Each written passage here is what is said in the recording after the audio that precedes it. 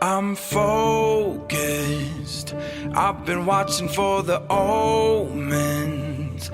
I've been listening to everything you said. It's been running through my head, locked and loaded. I got the feeling that you know it. Yeah, I've only just begun. I won't stop until it's done, till you're broken.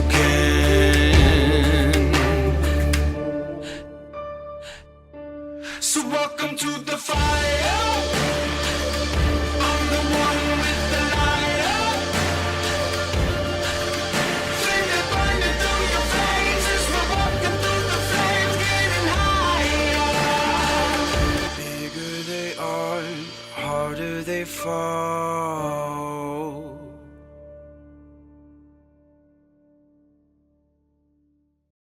We return to 4 different areas unexpectedly. The group has truly separated this time. It's all my fault. The summoned wolf that is, the size of a first-story building, gallops alongside Moki, carrying the shadowless body, unmoving, of Jonathan on its back as Moki walks alongside it, heading towards the closest, largest-looking stronghold with one ruined wall, the Kingstock Keep. While the spirit, or the shadow of Jonathan, moves towards the Jeweled Vault Bazaar, searching for the underground sanctum of a place that Ray battled. Ray, like the rest, broke away, like Cicero and Oscar. Also, at the end of the episode, broke away, parted into to find Oscar, to find his younger sister, Erica. That there were 15 people, 5 families, locked in the secured vault in the limited pier where they had been keeping for the course of the last 20-ish hours. The city has been under attack. With Imric investigating the rubbled ruins, the collapsed front half of a building which collapsed over the downward staired entryway to a spiral stairway which led to Archon's vault, a secure former bank vault repurposed to be a kind of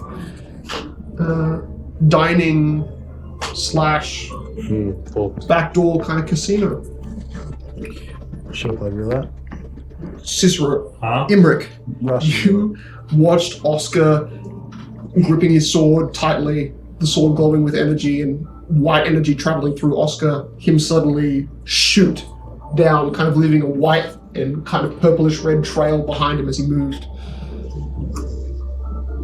Disappeared down the groove, on one side of a groove of a massive fissure that kind of broke in the direction of the pier where they had alerted Oscar that that's where his sister had headed.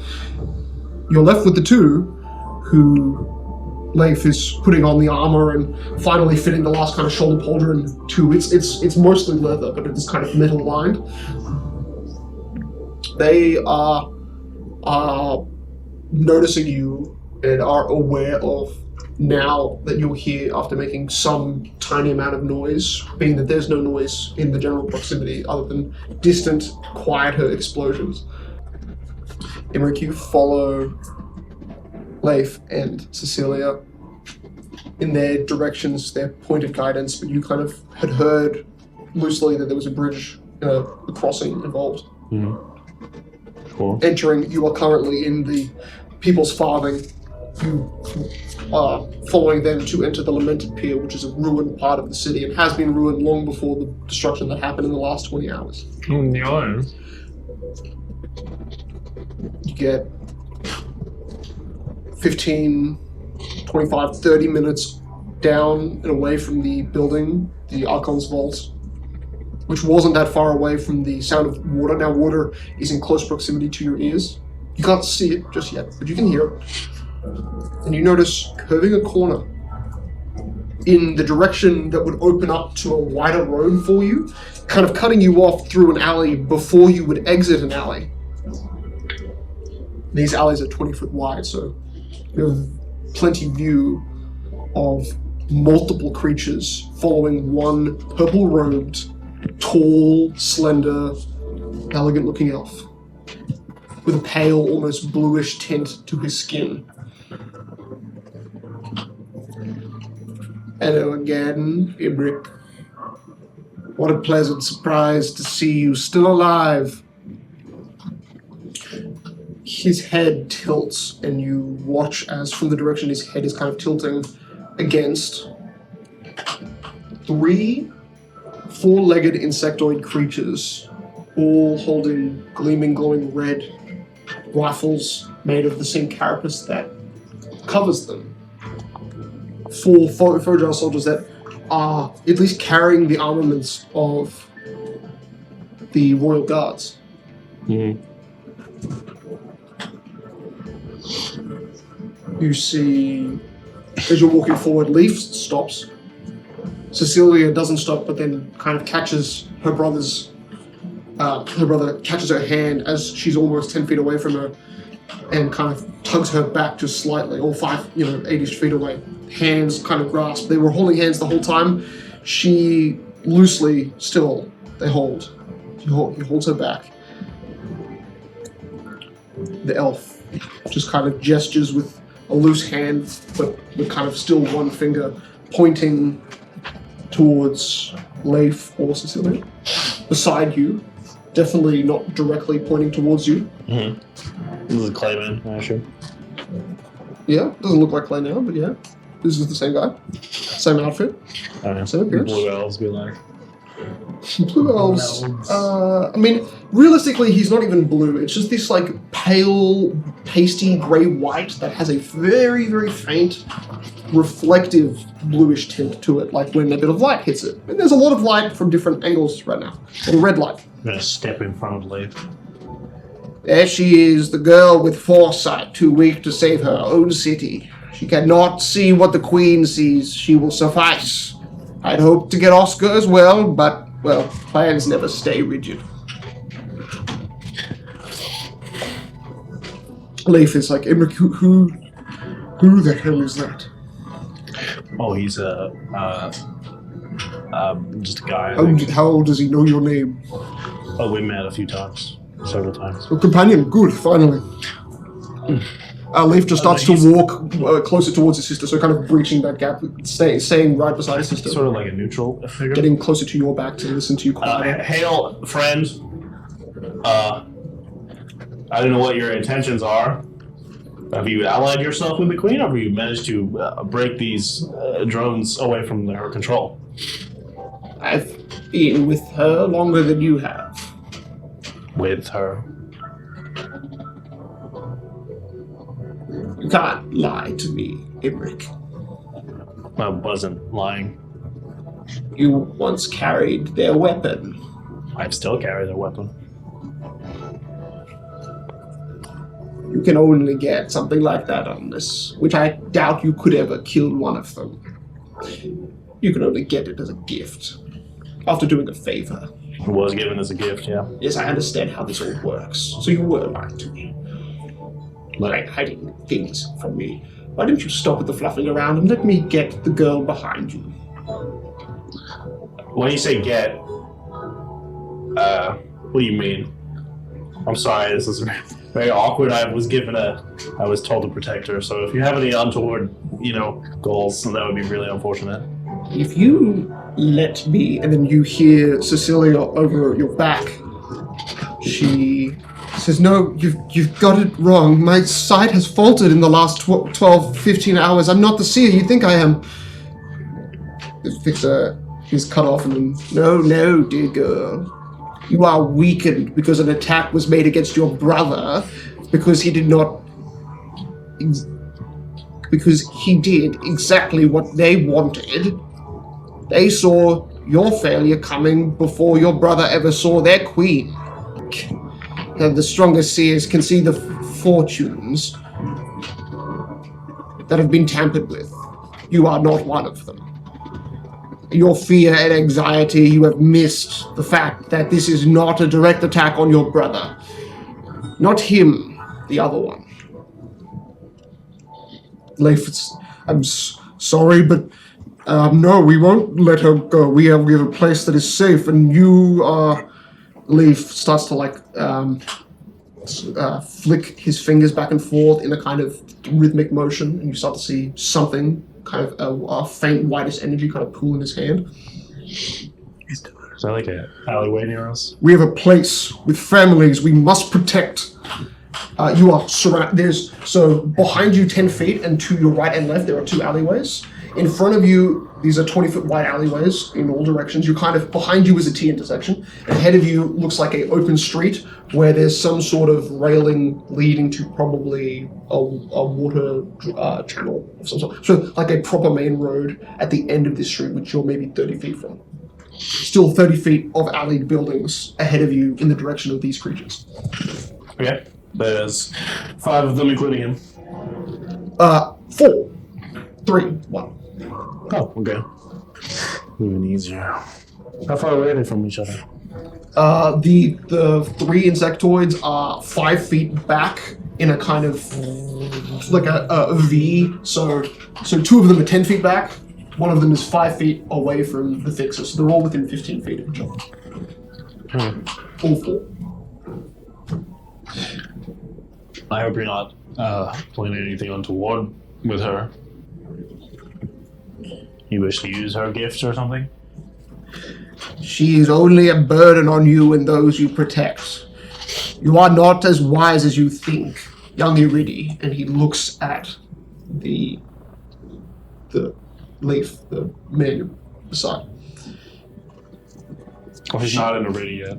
She will find aid in her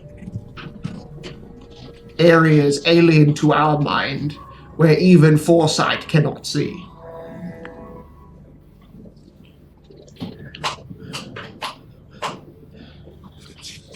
Are you going to make this difficult for us, Imric? Are you sure there's no way that we can pass by amicably? Well, I'm sure. I was sort of enjoying our little almost ally thing we had going. well, if you wish me to spare your life, that is of no trouble. I'd rather not bother with your side of politics if you die. So no, there's no chance. Oh no, we won't kill any of you. We don't intend to. But you want to take her and do it. He tries to play a little childish voice, but then as soon as you say take, yes, we have one directive. And that's to take. Oh. That's unfortunate. You made a promise. In the middle of him talking, I'm going to plat a gas bomb and throw it up. And you cannot kill. It's like sort of try to push them towards the left sideways alley. Okay. That's similarly what I wanted. Get them! It's the I had a vial of the. This is the gas the version sleep- of the sleep. I thought of it I can get 1 second ago. Bug behind it. All right, so 2 out of the 4. That is mad. What is this roll? Is it going to dream and die? DC 19. Sweet dream. 30-foot Sweet cone. dream. Nice. Wait, no, No, gas vials of 10-foot cloud. Double clap, so it's going to hit 2 of them. Yep. Oh, okay, sorry. Look, DC 19. Formian Royal Guard. That's what it's called. But our world is Fojar. They have Fortitude saving throw against immune to poison. Well, okay. Well, that's unfortunate. But He's against probably also the immune to poison. Fixer, here's a bonus. Yeah, okay. Jesus, that's really close. He has +5, and with the bonus against poison, that puts it at a 19. There you go. Because I rolled a 14. You Unlucky. Mostly, I'm just trying to distract him so I can push him into exactly. I'm gonna say that for the sake of even the kind of vapors going up, the Formian that's directly behind him doesn't get any attack. The other 2 on either side are going to fire. Mm-hmm. They're not going to fire at you. They're going to fire for Leif, because he's defending Cecilia. that. Yeah, kill my family. They're gonna die so hard. I can't protect shit. So the first one, I rolled the worst, so 20 just takes 25. Nice. So you launch. That's like 2 levels of monk coming in. He's doing it. He's shot in the middle of the chest and instantly dies. He just fucking explodes. Yes. You watch Yes. as Leif attempts to block his sister. One seems to you notice him almost catch the glowing red energy. Seconds away, it looks like he catches it, but you see the shoulder pauldron that he just put on half melt through, and then you see as that kind of knocks him aside, doesn't seem to actually get through the armor. A open shot just clear hits him on the side of the left pec, above the left pec, like between just below the shoulder. You see him spin, collapse. Wow. Oh. He fell on the floor. You see like as he's now upside down on the floor, you see the exit wound. He's a level. Like you see. Weird. No, it's not that big, but like that. What a minor inconvenience. He was level 3. And then he was like, no, I don't want to be level 3 anymore. Okay. So Damn, I really thought your brother was going to be competent. I was really banking on that. I won't He's the weakest of us. lie. That's right. You hear from the fixer as the gas cloud kind of leaves. Well, I don't want to be the one to spoil such a major development, but I have made many deals with the Foja at this point, and I was going to offer you a glimpse at what their trust could give you, but it seems that you'd rather leave here with nothing but your own thoughts and your ignorant actions. Thoughts. You see the one behind him and him disappear. And you see in the direction of where you had pushed the sister, you see that there is another foreman coming around the corner, a Foja, sorry, coming around the corner and touches the girl's back and they disappear. And it's just you and Leif. Bro moment. And the other two that are standing there still. Now I have 7 Leif gets like got knocked to his knees, but kind of spins and gets back up to his feet. break dancers. He does a bit of a he's break alive. dance. He does a break dance. Oh, nice, he, yeah. he hits the ground pretty hard in one go, but I wasn't expecting such a. What the fuck is that? I just look at the empty space. You see coming off both of the weapons from the distance, and the empty space of the the gas cloud got a hole emptied out of it Son as of a they bitch. left. I'll look back at the other two. I promised my brother she would be safe. I ignore him and run at them.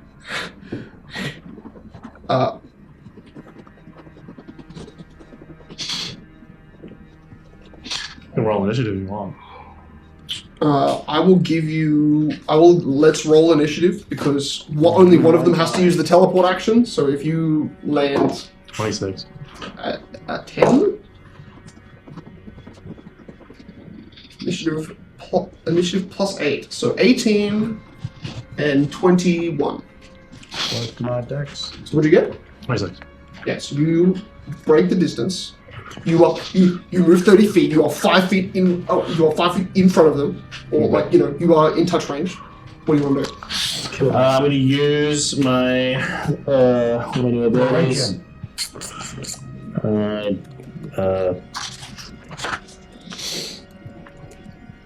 Okay, I'm going to attempt to move through his space using acrobatics.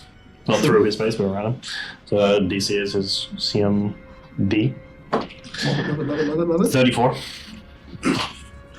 Alright. CMD is 33. Okay. If this is trip, it's 37. No, I'm just moving. So I basically go underneath him. It is a literal 1 second. This thing has multiple eyes on its head covered by crusted armor over its face. You have gotten a close enough glimpse perfectly from understanding being with one of the engineers that craft the weapons. You've got a very good glimpse of their without mask anatomy. Okay. You know it's blind spot. You know I'm gonna 1 use second my- faster. One of my new abilities, Perfect Vulnerability. As a standard action, I attack him flat-footed touch AC for a sneak attack. Nat 18. Is this with the flame dagger or with? Oh yeah, sure, why not? That is one of the few things he is Resistant 2. just resistant 10. Alright. This is your deck, Mitchell. 9. Yeah. Oh, so I'm no fire damage. 9, 15, 19, 24, 30, 32 points of slashing damage. Wow. Is he still up? You at first thought this would probably take a minute to gut this thing. Now you think realistically it'll take you 5 rounds, including this round. Okay. So we're 150 up. Great. 140. I use another one of my new abilities, up close and personal, because I moved through his space. I can, as a swift action, attack again. Bro, this is to me. This is a deck would and stay I'll also fine. do- Like gets under, gets above, stab, stab. So he would be bewildered. So he has a -4 AC against me. Okay, so you only have to still- get a 20 AC to hit. He's still flat-footed as well. He's flat-footed. He doesn't get any minuses from flat-footed because he has 4 legs. Sorry, 6 legs. I miss. Very sad. He uses the weapon itself to defend, using that basically the same crust and hardness as his armor. Even the weapon has a 24 AC, unlike his own body at this moment. That was pretty cool, though. I should have realized when he said it would take me a minute to kill them, and they have 90 HP. Charges the like looking down at you in your kind of squat Oh, position. he made a where range attack against me? it's about to make a range attack at you. Horrible, I attack him. Absolutely. And that's 17. Only one of them, but yeah. Oh, is this the one that's I'm next to? This is the one that's directly in front of you. It is trying to point blank you like Cornell, these but ones he are is bad at D6s. it. Not like you. These ones are D6s. Not like Cornell. I love if Cicero could also just like pull the less rifle and do as much damage. He can't, but it'd be funny. It's instant resistance to fire and electricity and sonic. 18. Crazy. 25 points of slashing damage. Oh! This is This is more than half This its is what I fucking want. half its HP in one round. You be John Wick. You see green, dark green matter just start to like pool, not just from the mouth, but from what looks like seemingly like holes in its neck, which open up and try to like flush something out. Yeah, stick my finger on one of them. He's disoriented, he has a -4 on me. It gets touched by its ally, and they're both teleported. Is that a spell? Greater teleport. Alright, I stab that one. The one right next to him. Yeah. I I have combat reflexes also. Oh! That one there. Scoots the weapon off. He looks like he's about to fire it. Bitch. Nat 17 minus 8 -4. minus to hit.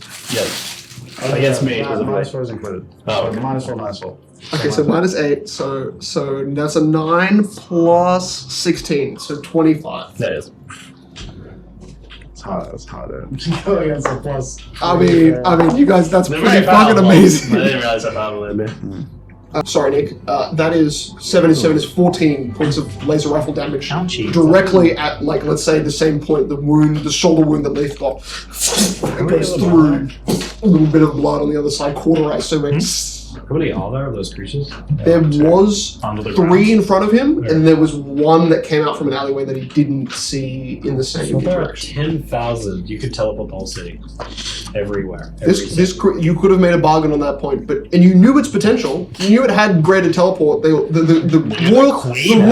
royal guards all possessed it and showed because they basically can channel the queen in her magic. So they showed you that they could do that. That's how you got into the tunnels to find the blue goblins.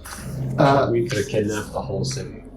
But that was, Well, more than but they 10,000 people on yeah, this they city. did that effect after you'd already made your request, so you didn't really get the, you didn't like probe that much. But yeah.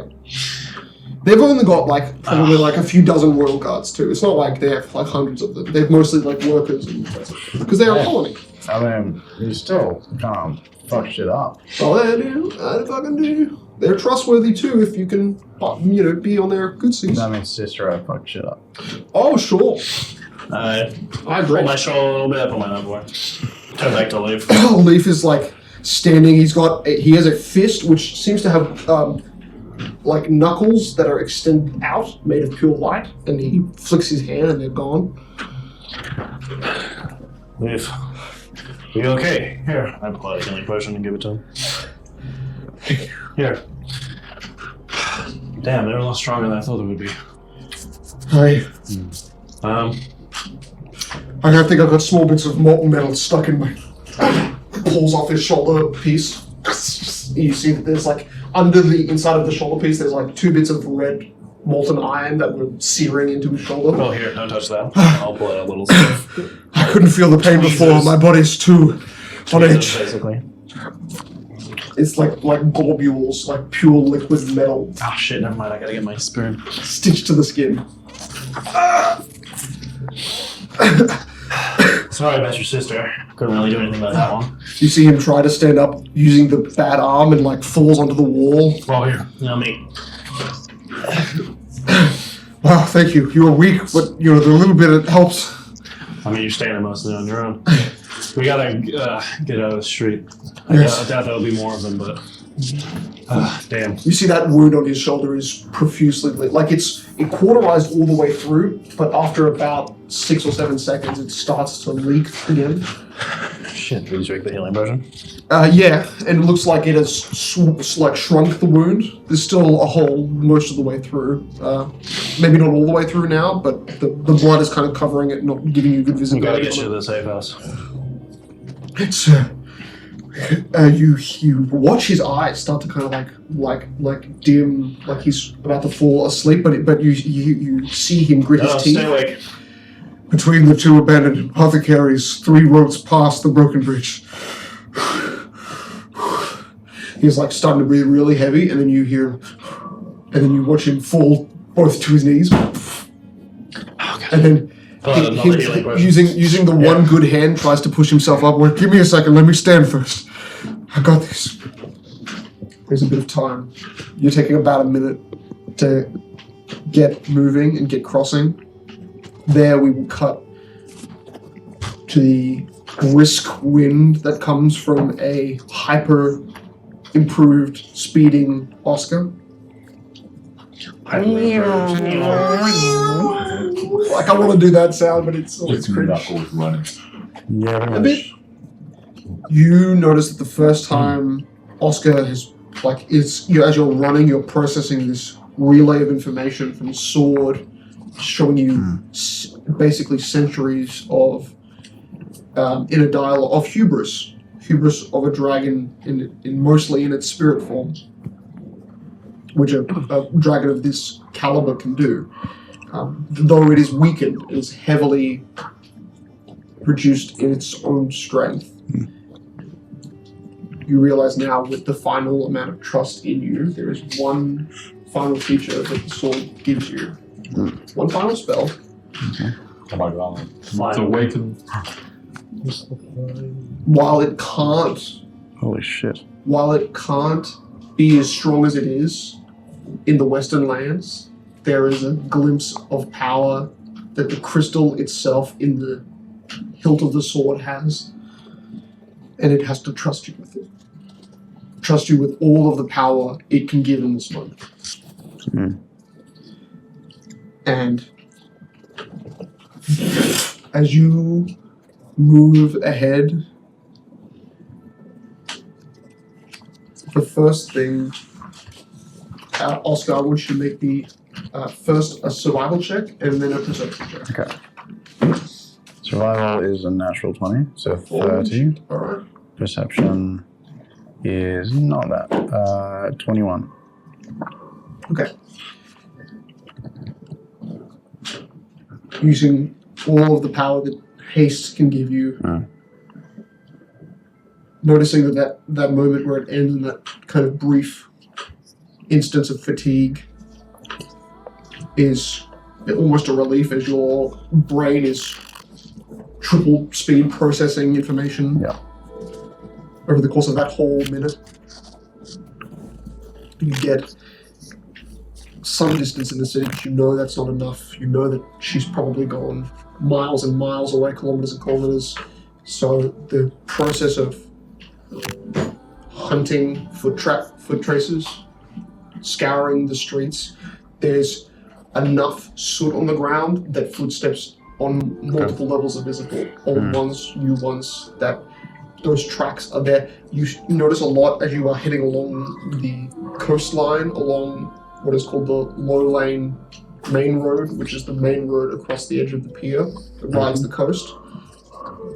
The footprints mostly look to be heading to inner city, center city, potentially, as you're kind of on that kind of center line, able to look at the center of the city, which is the Lumber Weavers Mill and the Queen's Quarter. You're kind of in between the Lumber Weavers Mill, Queen's Quarter. You're at that almost halfway point.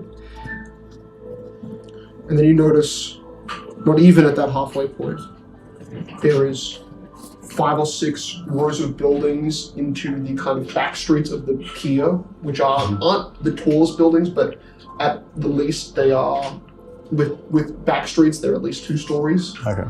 Not like the outhouses at the front of the pier. A large grouping of creatures. You notice blocks and blocks away with the 21.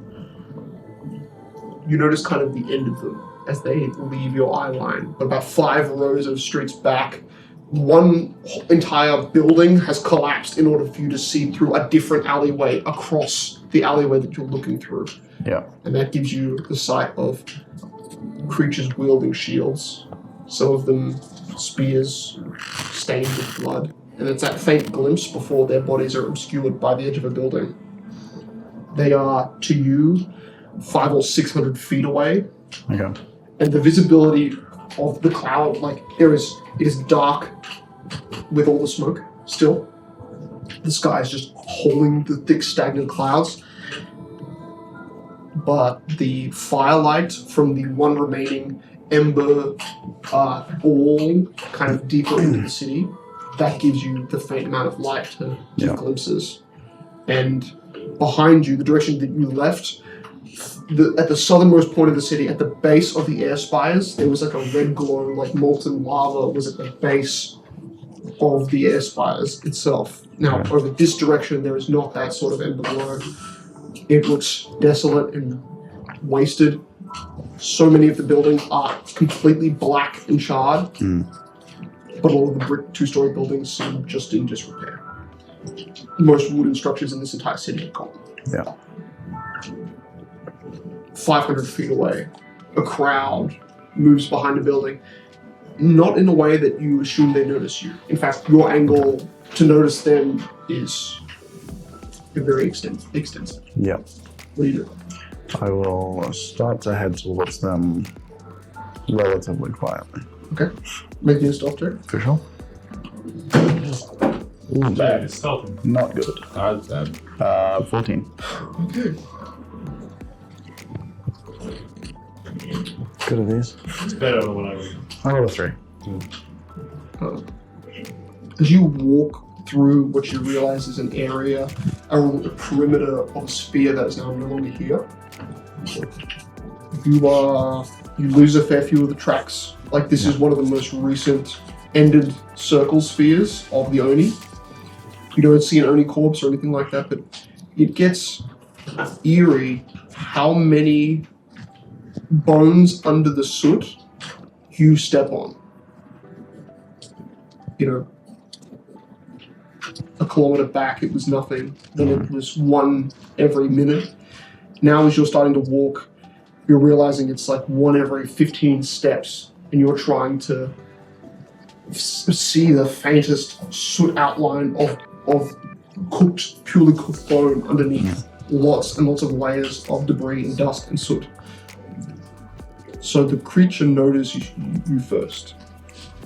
You notice at the corner of one alleyway where that broken series of corner buildings allows you through view to another alley, which gave you that original view at the very end of that alley. It looked like 2 children, one wielding what looks like a pike, like a full rider's pike that goes up twice its height, and a small shield in its hand, pure wood. The other looks to be a slightly older boy, metal shield studded with wooden frame and a small dagger, and both of them are stepping over the rubble, barely kind of teetering towards you. But as you've looked down the other side passageways to make sure that you're not being spotted by other creatures, you look back at the original after you've passed through a few streets, and these kids catch you kind of looking at the corner. They're the first things to notice you. And they're just still when they see you. What do you do? Standing on top of the rubble of a completely ruined building leading to another alleyway. I will switch to detect evil.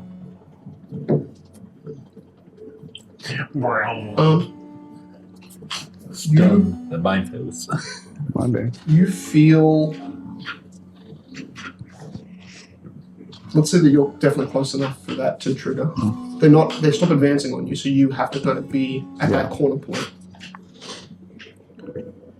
You get a strong, evil presence that doesn't come from the boy. Like it came, like how Neil Wayne, that evil seemed to kind of emerge from her. You see there's a faint layer, in the same way that you saw Moki's curse. The curse is applied to someone. This maybe 11 or 12-year-old boy has something bound to him. The girl does not. The girl significantly, probably 7 or 8, maybe 9, maybe 9. Soot and blood definitely covers their faces. Both of them are wearing shoes and clothes to an extent. Some of them look ragged and kind of wrecked, but you see the boy looks to move forward first, and then the small girl uses her shield arm and grabs his cuff, stops him. Just doesn't say a word. They've both kept eyes on him. I'll sort of walk up to within 30 feet of them. Okay. You notice that aura becoming more like before it was like the faintest purple outline. Now you're seeing it's like purple outline with black vapors that kind of emanate from his head and from his shoulders, a little bit maybe on the arms, but not actually all the way up to the head. It's just kind of resonating around the kind of head shoulders area. Your weapons. What are you hunting? We were told to move to the lamented pier. Why? We have a leader Who? trying to take us to safety. Where are they now? And what's their name? What's their name? And the boy, you hear an actual a voice that sounds burnt, like it has sustained damage from amounts of heat in close proximity. It was a Lady Solomon. She's trying to take us across the lowland piers. Where is she now? She was straight back. Can you point the way? Yeah, we're all moving this way. There's a lot of us. The boy just seems non-responsive to you, with that kind of glow in your eye, definitely magic being used. He seems non-reactive, like he might not even be aware that you're doing it. Just the girl lower, you're surprised the girl can lower the pike arm, and the head kind of lowers it, still with it on the floor, so kind of a counterbalance. Points it in the direction of the street that you need to head to, and you see those two, they don't actually move from the spot as you kind of walk past them. That way. The boy raising his shield arm to kind of point you in that direction.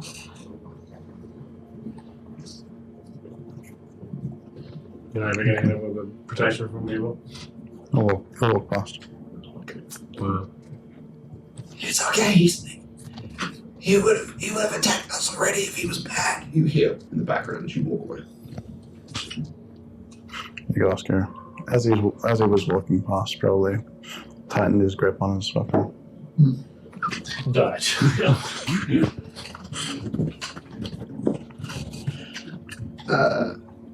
You curve a corner and you notice that moving along the edge of the main road, bending around out of one of the side streets that would be kind of close to you, you see a line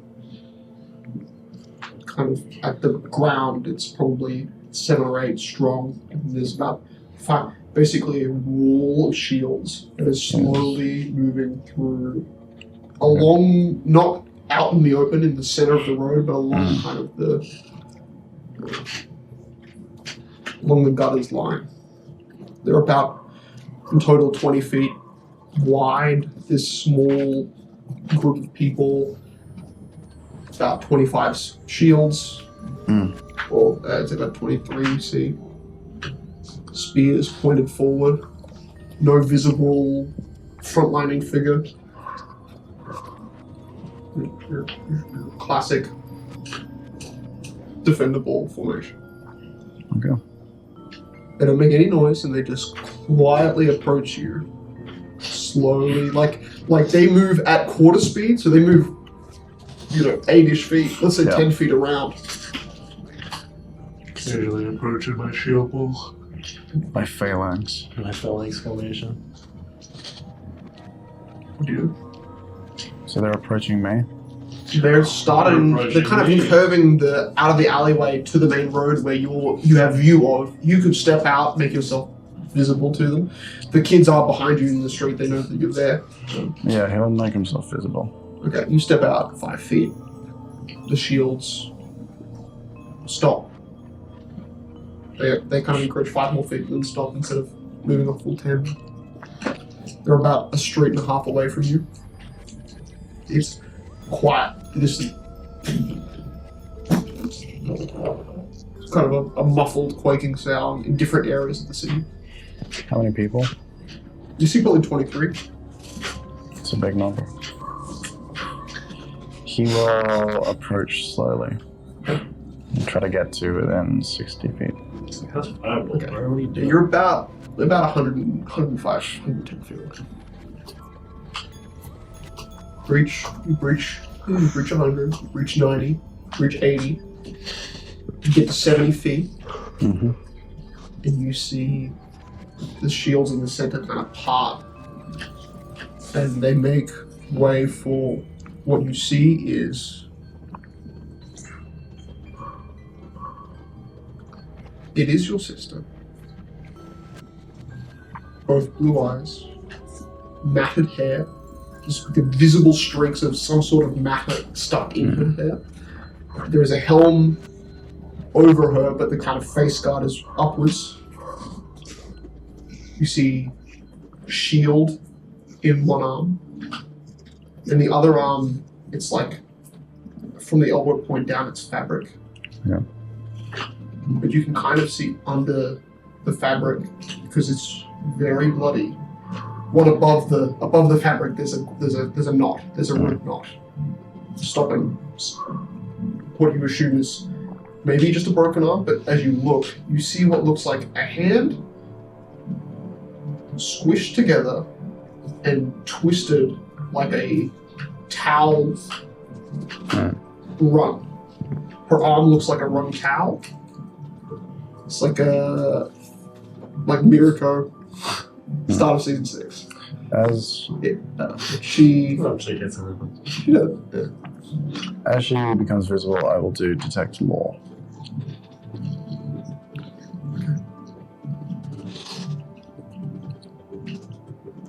You're detecting if her lore has changed. Their lore. You see, and you breach that final gap. You catch a wide range of unlawful, not specifically chaotic, but there's chaotic energy there. A lot of the creatures around her are mostly neutral, mostly lawful neutral, and then there's about 9 or 10 that are visibly to you radiating that same evil, cursed energy as the boy. That same kind of purple with black smoky tendrils coming out of it. She seems fine, minus the one arm being drastically smaller than what it was and looks like it's run like a towel. Is that you? Hi, sister. What are you doing over here? Gods, I came looking for you. You're a cruel son of a bitch. I was never mind. Never mind. I'm glad you're alive. What happened to your arm?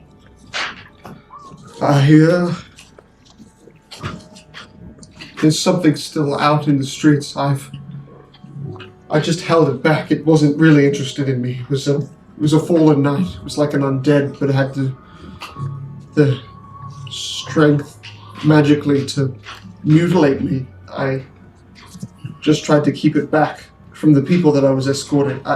We've come from all along the edge of the King's Hold and the pier, mostly the northern side of the city. I've just been finding people, walking them back. I know what you see. I see it too. Then To why some do you extent. align yourselves with them? You follow them. Why?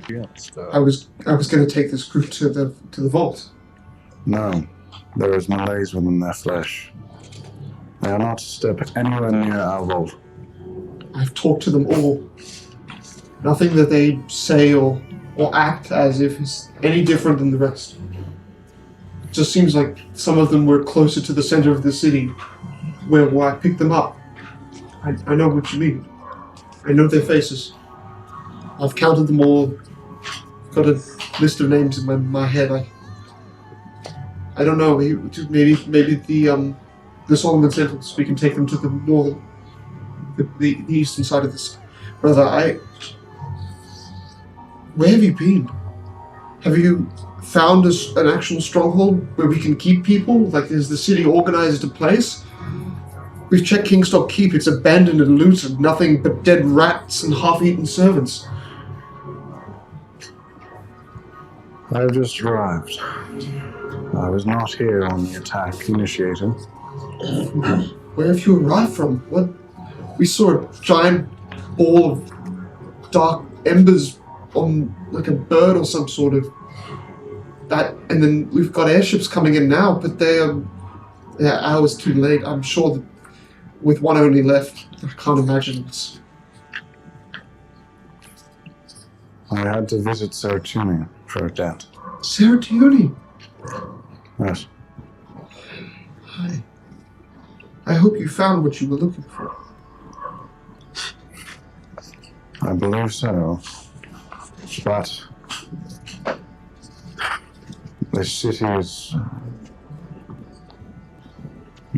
gone. You may try to save the scraps, or you can save yourself. Brother, why are you doing this? This is not... You don't talk like that. What? There's a small chance that there's a good final, militia of tradition members maybe that have assembled. I know that some survive. There's barely any tradition armor left in the streets. They've got to have taken it or pulled them up. I know there has to have been some sort of recovery operation because there's not nearly as many dead there's bones. There's a lot of bones, but there's not nearly as many dead people. Erica, have you heard a voice? No. No, but we're missing two children. Fern and Ivy. Ivy's a boy. They said the boy Ivy. He said he was hearing voices, but they weren't clear. He's been the only one that I've heard. But he is one of the ones that is tampered with. Then he should be executed. You hear behind you the boy who moved quietly. The boy not close enough to hear what you said, but the girl who was with him close enough to hear. You can't do that.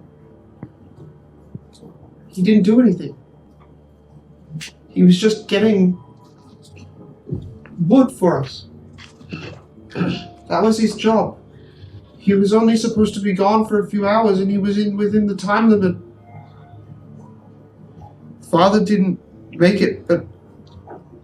And you see over the shoulder one of the humans breaks formation. One of the ones that is not covered in that kind of purpley gas walks forward, and Erica says, "This is Wells, Isaiah Wells. These are her children. You from these two, I summarized that it was the location based, the closer to the people's farthing, the maybe the worse the mark was. And you hear from the back, yeah, I'm Biff. I know I've got it too. I understand. We know. See a few of them start to break rank, particularly the ones. I had to let them know, Erica.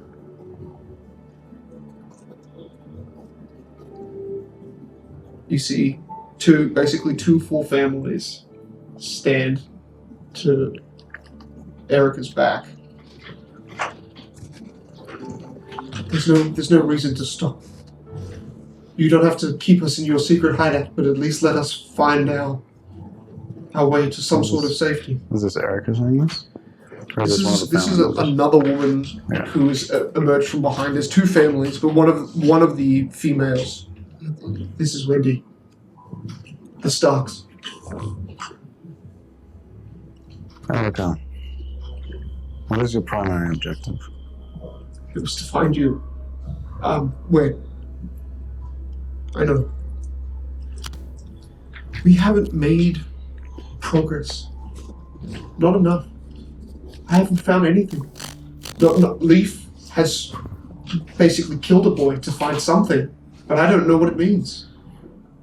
I've been out here hopefully searching for some sort of underground entry to something.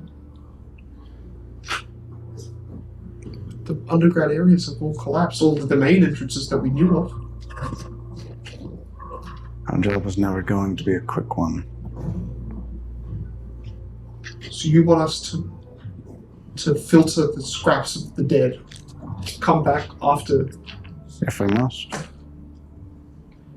You see a woman who was standing to the back of Erica, leans down beside one of her children, and instead of comforting her, just throws up on the floor. Relatable. I love it when babysitter throws up. For sure. I wouldn't do that. I wouldn't leave these people. I think you might have orders, but I have morals. I'm gonna keep the people that we swore to defend safe.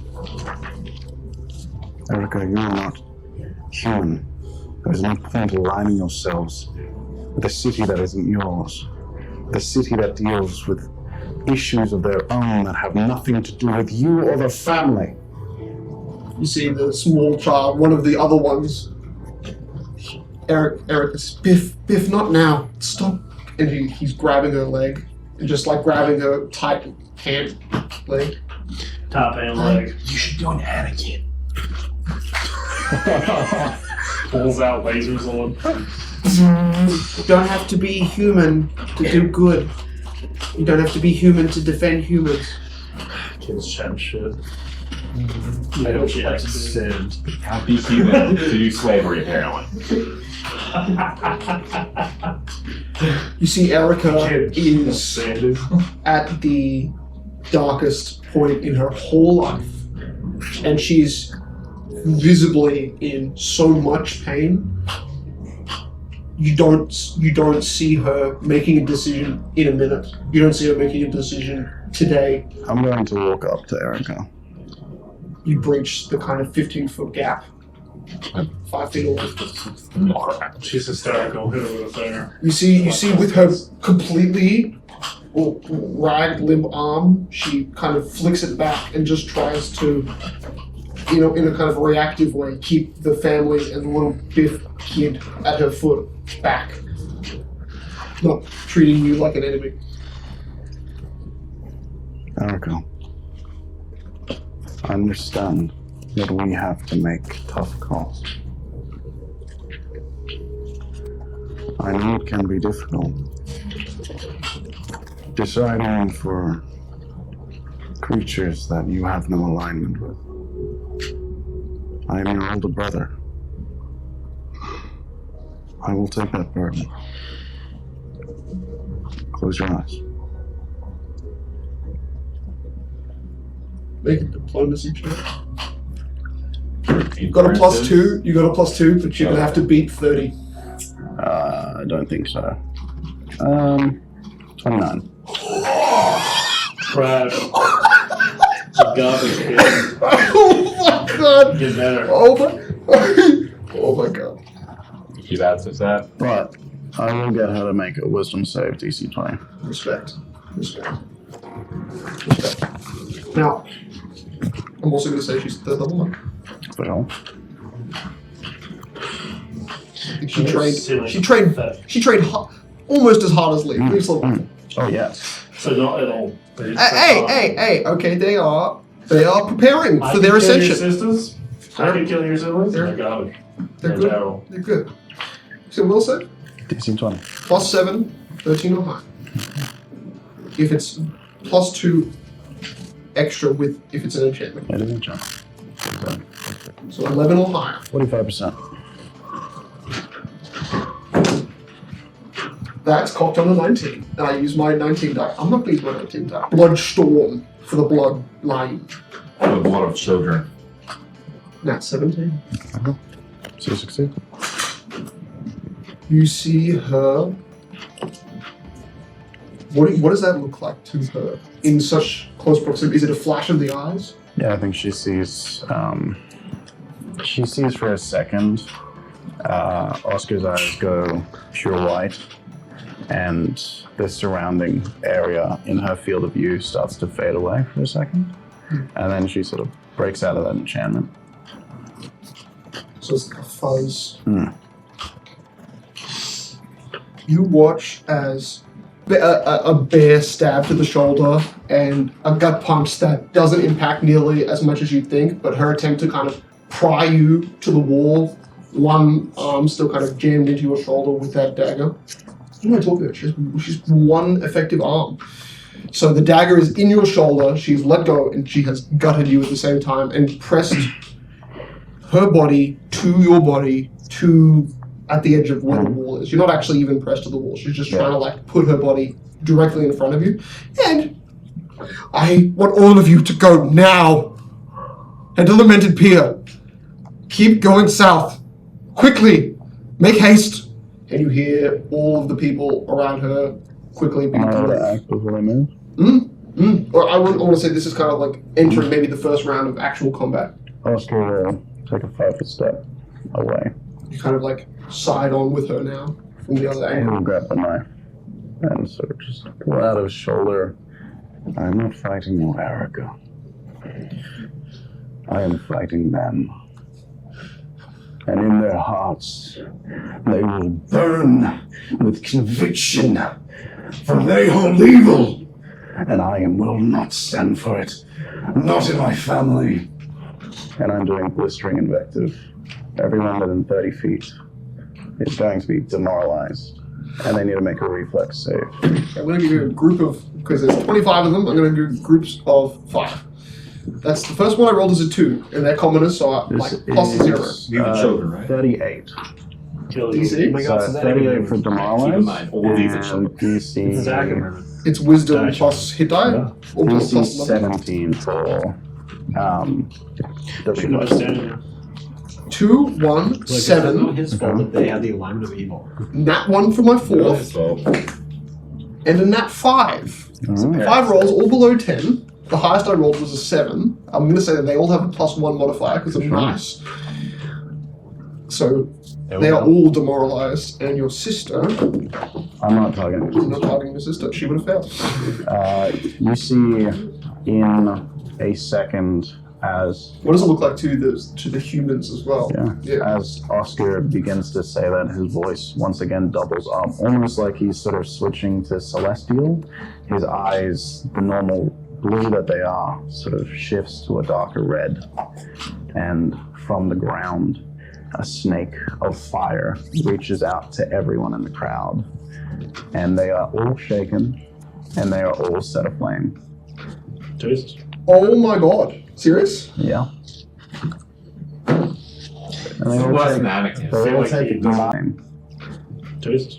Oh my god. Serious? Yeah. And they It all wasn't take, Anakin. they all like take he doesn't like 9. sand. They I all think this take, is Western. they all take 9 fire Painless damage. decapitation. This one, And there's- burn alive. Burn the children. We're doing Kenobi. Innocence purged them. Yeah. So- Everyone takes 9 fire damage and they're all set on fire. Children instantly die. Even the good ones. Oh yeah. Especially the good ones. Being evil gives you extra hit dice. We love that. With Ivy. Yeah. You see So how many children are dead? How many children did we just kill? Okay, you. Alright. Like, can you actually want to count the children? Yeah. Okay, 1, 2, 3, 4, 5, 6, 7, I now 8, 9, 10, 11, 12, 13, 14. I believe 14. It is 11. 14 out of the 25. when they catch fire, they immediately take an extra 6 fire damage. And then Okay. at the start of the next turn, A townsperson, yeah. as a commoner, with a half CR class, has 9 hit points. Oh. Great. Instantaneously. Everyone shout. I'm shocked. This is horrifying. It's like as Oscar kind of barely kind of half rights himself to the crowd, there is that hazing and a kind of a deeper shadow that fills the entire area. I think probably for a second that red, That red in his eyes. particularly on his side that is now has the mark near it, you see in his actual iris begins to light a small yellow ember.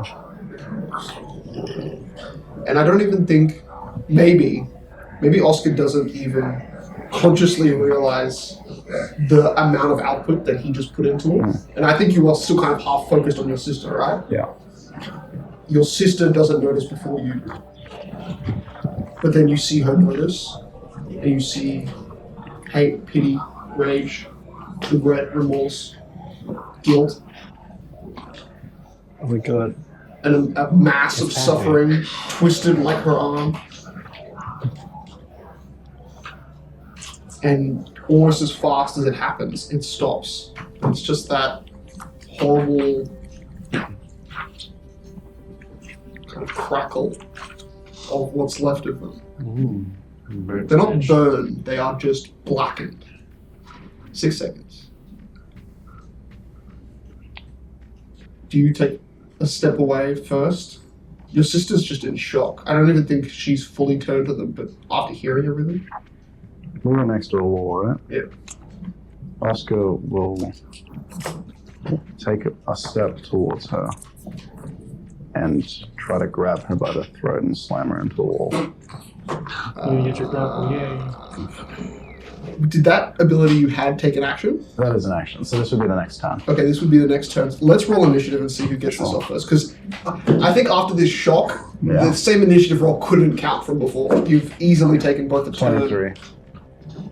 She's also a monk. She got 15. Plus 4, 19. Okay. Kirk slam your sister. Yep. Alright, I'm gonna do a grapple check. She... Kirk slam her into the ashes of the children you just burnt. Oh yeah. Abuse in the family. Guys, Oscar's a good person. Is evasion helpful in this? I'm like, I only kill evil children. Oh, Rough okay. children, various lines. Okay, so this is a grapple attempt. So CMD 18.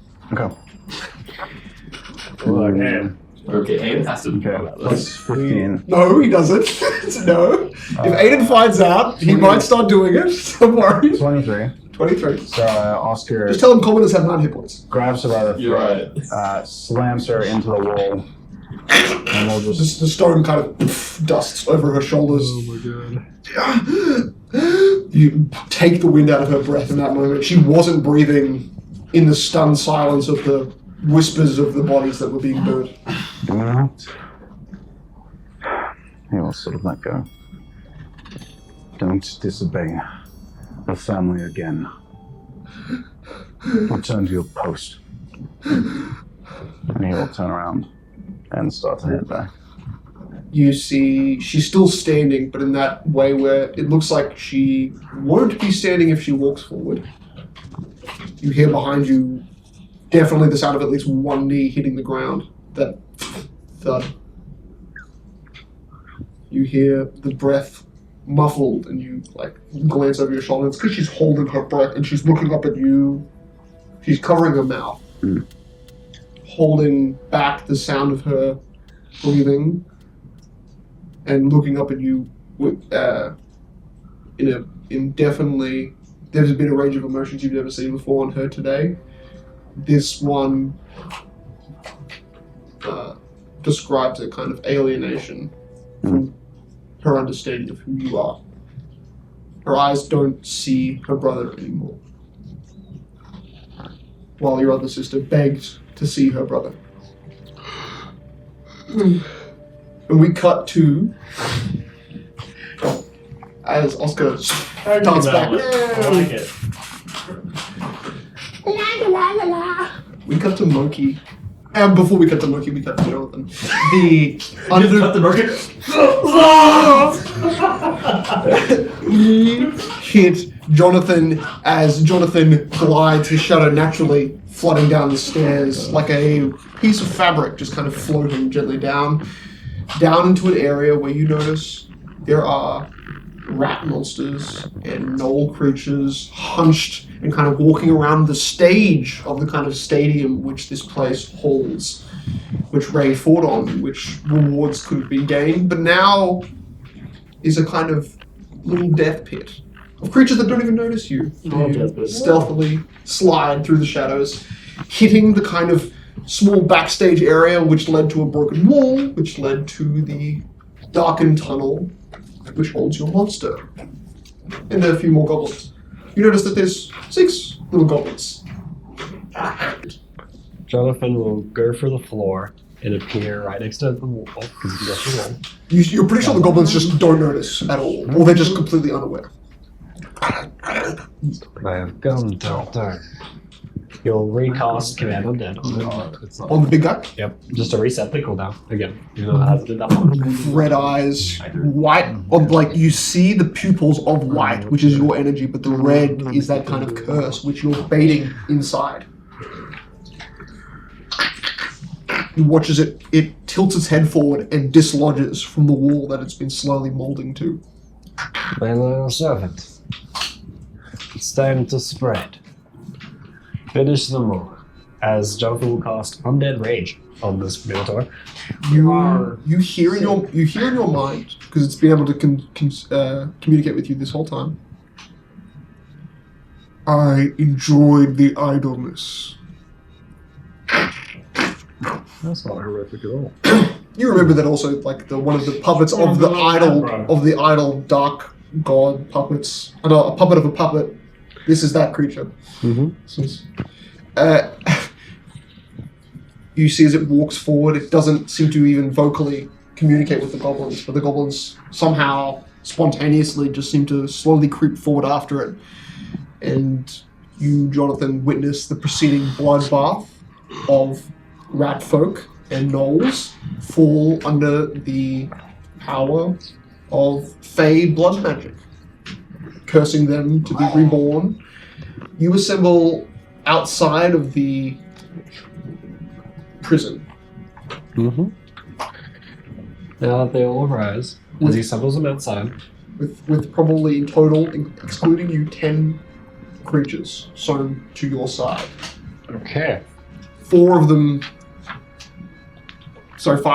them being now extra rat folk and goblins, and gnolls, sorry. I will ask you and your new army, actually, your new battalion, to head straight to the king's stronghold. Mm. Do not kill any humans unless they fight back. You are allowed to defend yourself.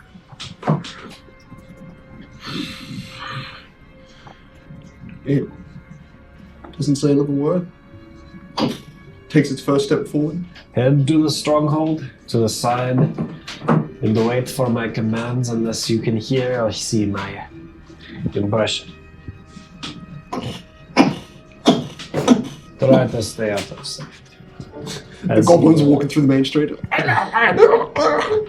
Jonathan will slowly fly up to see more around the city. Is there anything else going around?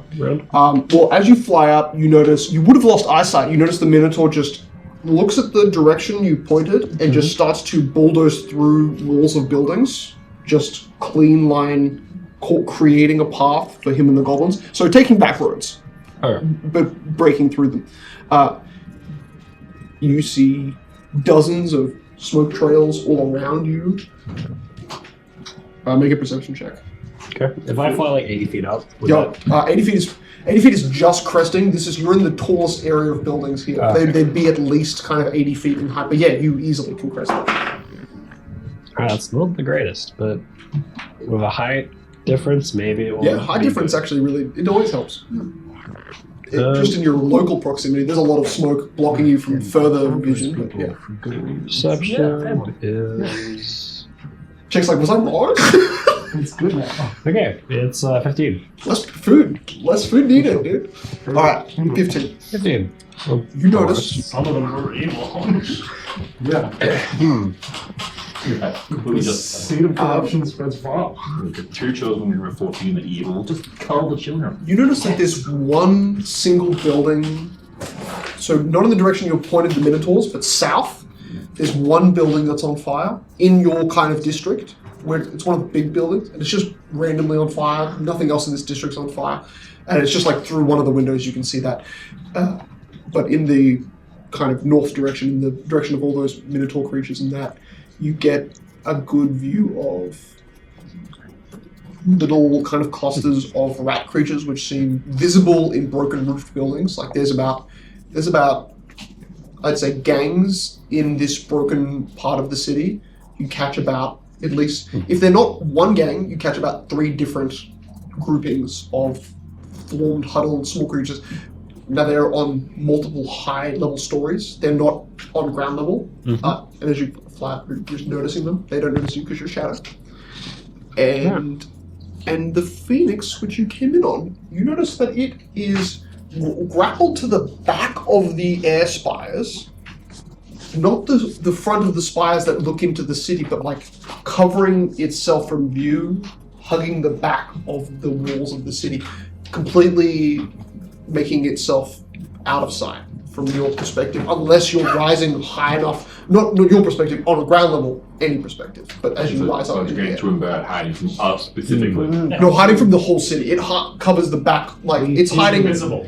It's hiding on the back so of small. 12 watchtowers. Jonathan Thank Godzilla trying to hide. will look towards the burning building and immediately fly towards.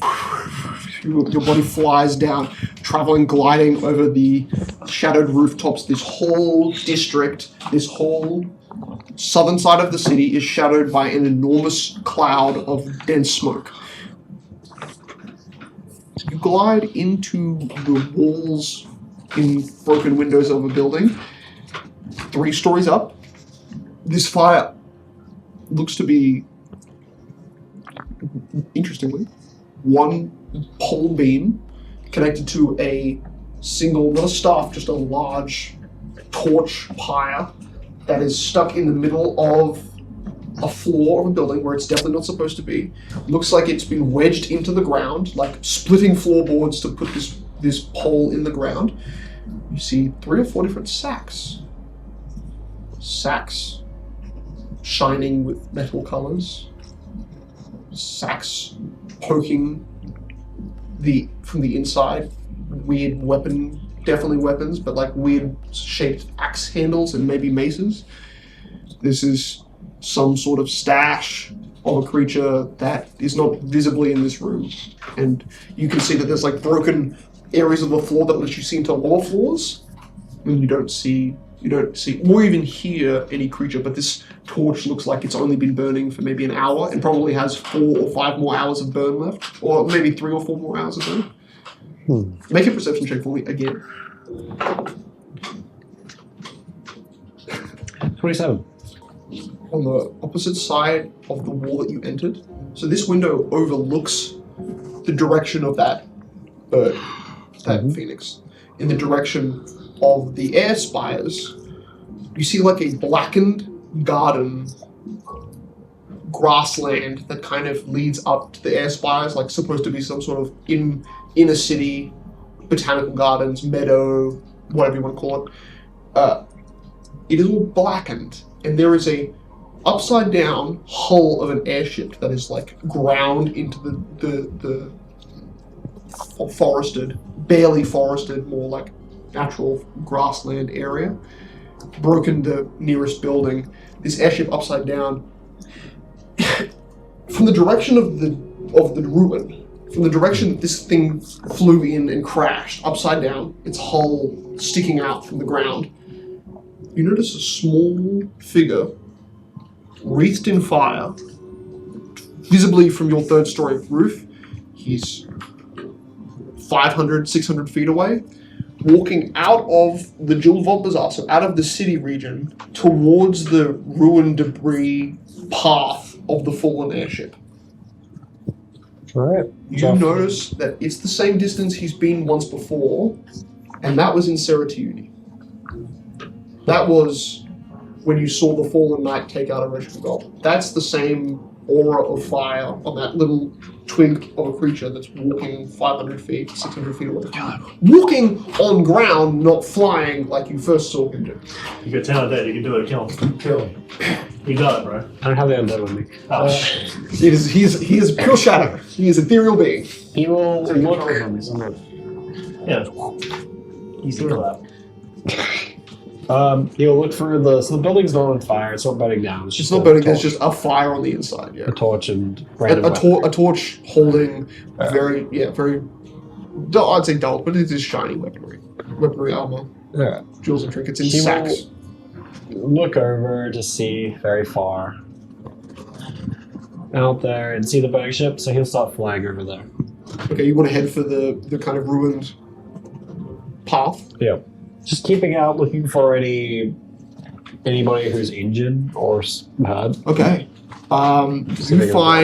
You find almost full body skeletons in the path, in just the general direction of where this flame figure had come from. You're pretty sure that this smoke, like the heat that is on the corpses that are as you're heading in that direction, there's not heat on the body. So you're pretty sure that these bodies probably were half crushed, half ignited by the falling airship. These aren't the bodies of this Fire Knight guy. But you get a little closer, kind of following that trail, and you notice that there's an interesting sound, like a kind of scratching, and maybe even like a faint growl sound coming from under or inside the upside down hull of the airship that has hit the ground. As you're kind of flying, coasting beside it near the ground, you can hear the whole ship. The whole upper half is just gone. It's the lower half that has just slid into the ground. The top half of the ship is scattered back. So this would be probably just the hull of an airship that is left carved into the ground, and there is some noise on the inside of that. Can you move through solid surfaces? Yes. Fuck. I am a ghost. Well, you rolled an incredibly high perception, so you hear almost everything. I am a And you are aware that this fire figure is kind of 90 feet parallel to the ship debris, but is moving to its tip. And you're kind of at the rear half, so you're at about 250 feet away total length, but you've been moving closer you're about now 150 feet away from him. He's 90 foot off the ship and is kind of heading there. What do you want to do? I'm going to go inside the ship to see if there's any unconscious people. Okay. They don't need anything. You watch the rear end as you enter, upside down, sitting on the roof of the first floor of the ship. Go on. A giant body, slouched, it's 10 feet tall, sitting with its hands out, energy coalescing in both hands, and a ring around its body, standing beside the body. They are standing on one of the roofs of the upside down hole. The bird creature that you were, when you first returned after being gone for so long, and listened to that conversation about their plan right before the city, a few weeks before the city went down. That bird is there. It is nesting a small wooden box like Jake's dice tray in its hand, and its feathers are kind of gently going over the box, opening it, looking at it, closing it. While the giant is sitting slouched, muttering, humming something, and there's a kind of faint blue energy wrapped around its body. Could I do a spellcraft check to identify what it's doing? Yes, you may. Good. Crazy that that's the first thing you choose, because that's... I hate you. He does like spells. It's actually impressive. Really? It's impressive that that's your Cast first spells. thought. I love it. You're on your game right now. What's your money gap? 19. Not It's in my game. 19. Not my best. Garbage. You know this to an extent. You've never seen this be performed by something this old and in what you would count as basically giant methods. Methods of giants from ages long past. You see this creature has its third eye fixed between the two eyes above its head, and that eye is glowing much brighter than the other two eyes. The other two eyes are just kind of normal. You realize that that eye is being used to channel spirit summoning, which I would say you are very aware of. But this is not even innately magic. This is a supernatural ability that a giant creature like this with a third eye can have. Shadow spirit money. But spirit summoning, No magic. spirit summoning as an energy force is you have used as magic. This creature seems to, with a third eye, naturally be able to coalesce it into it. So if I Now- catch another eye to myself. It gets a +4 deflection bonus to AC and immunity to enchantment and illusion spells. But that's not the important part. The thing that you notice with a 19 is that it is summoning the energy to give itself an effect of a spell, which you realize is basically allows giving immunity to a spell. The immunity to the spell it chooses is protection from evil, Fair enough. Okay, fair. which is how you understand that it's like works. reverse. So that's what? Yeah. Considering protection is evil's not cast on him. I don't know if that's how it works. Go figure it out. It's immunity to the effect of the spell, not the spell itself. So basically, overcoming it. Yeah. Alright. It could either be that, protection from good, injure elements, bless, or see invisibility. Which is ironic because if I chose see invisibility, it can detect the difference between visible, invisible, and ethereal creatures, as that is what see invisibility I am is. an incorporeal creature. Yeah, so ethereal. Yeah. Cool. Alright. So you notice that happens, and that is a 10-minute ritual, which is happening inside the hull of this fallen airship. And you notice that from underneath the ground around its body, inside the hole, seemingly like burrowing out, you hear that scratching sound. Wood splinters as the roof of the whole floor opens, and you see small rat creatures' pointed snouts. Then some tall, kind of furred, almost snout rat creatures, much taller. You see under this ship a militia of maybe 25 or 30 is slowly kind of amassing. Somehow they are burrowing in under the ship from under the ground. Stop this, please.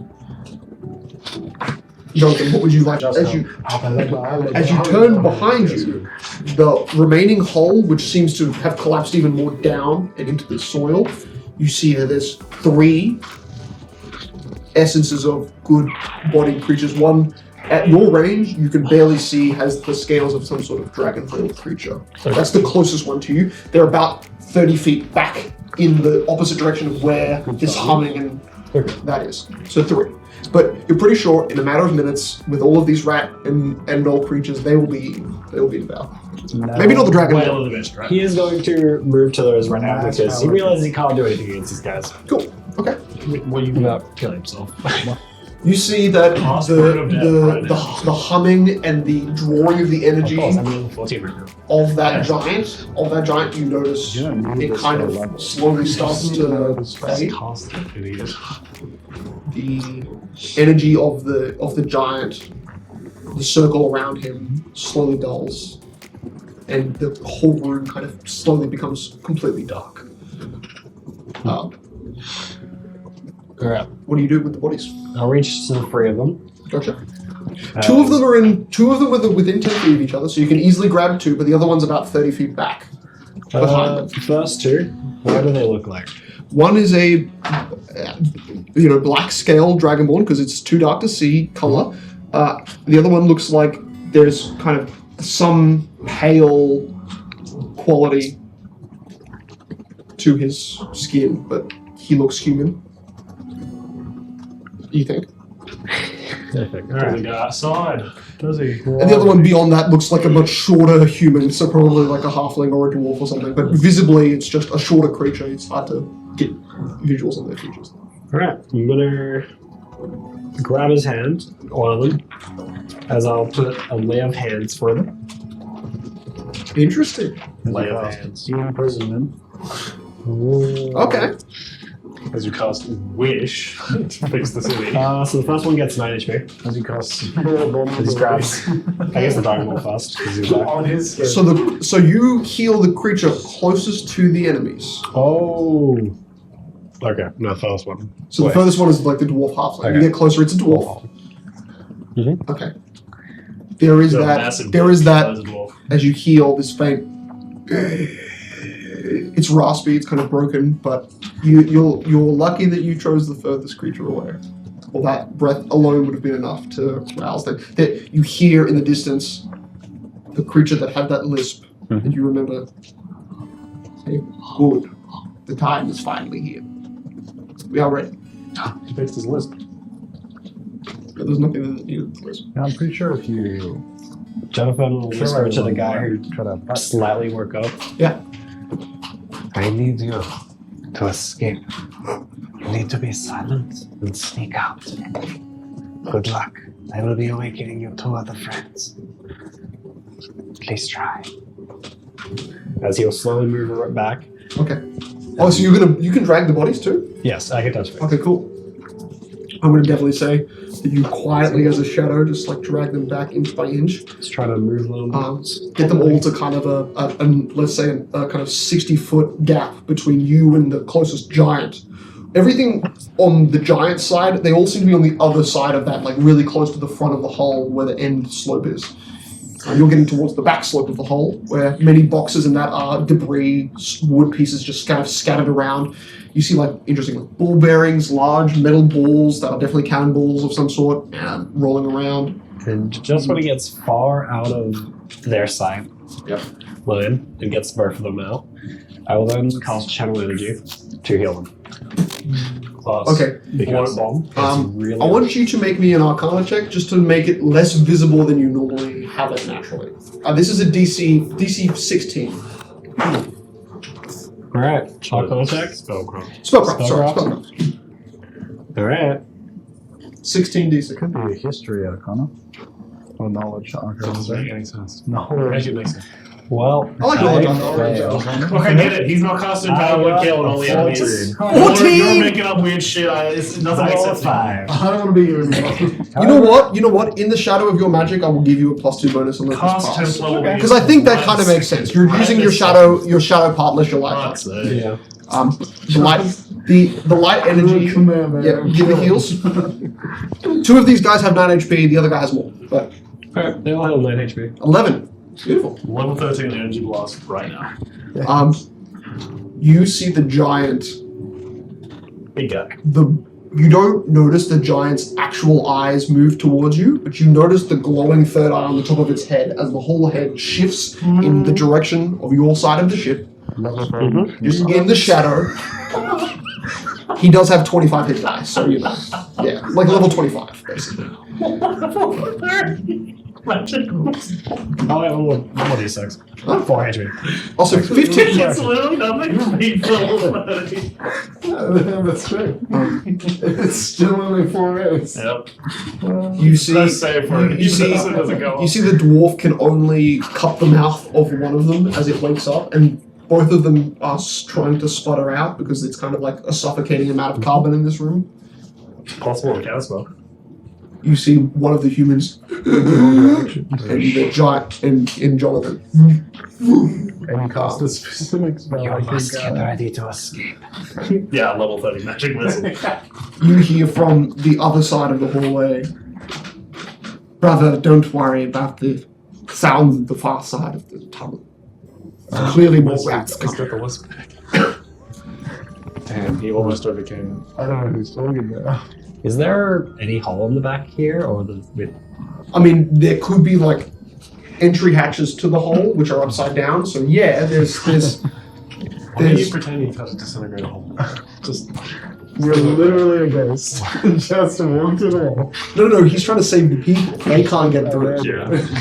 Okay. be a sociopath? So as Jonathan, I'm going to say you find enough of a hatch, you open it up, and it's like Resident Evil. It's basically like a crawl space where it's soil, the roof, and technically floor of the next layer. It's a crawl space to something. You don't know exactly what it's like to send. You just know it's a crawl space. I do not It was know a dead tree. You can resurrect it. where this will lead, but I have found the crawl space. You see the Dragonborn is like still on the verge of coughing this whole time. He's been trying to just hold it in, doing the whole like inflates his cheeks.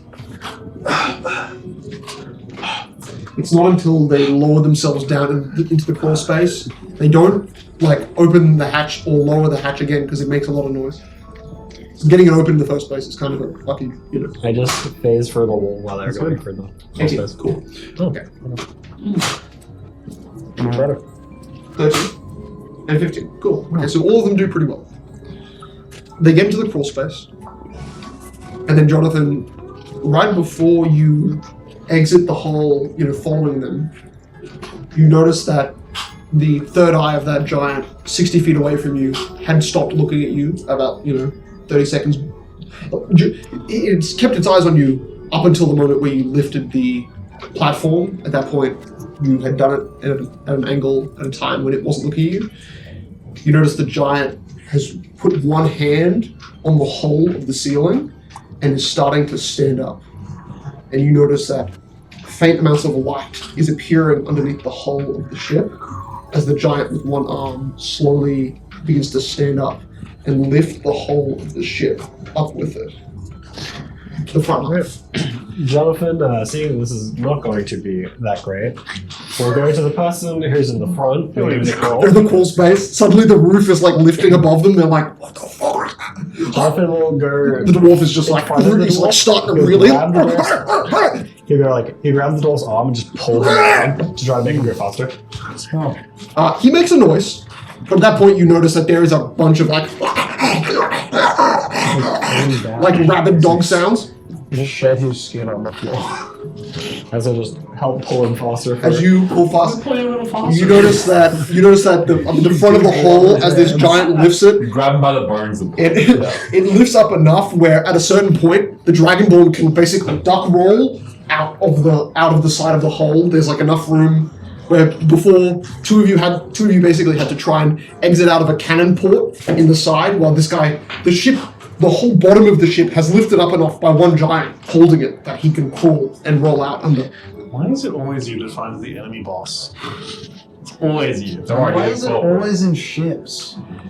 And you see, Stop on a ship. you see the elegant green and gold robes of the Blackbird, the one that you could barely see in the shadows last time, with the giant as he kind of lowers the ship hull head behind him, clearly and easily able to lift it, revealing a swarm of probably 30 gnolls and rat folk, along with it and the giant. And they are looking deadpan at the small burning ember of fire.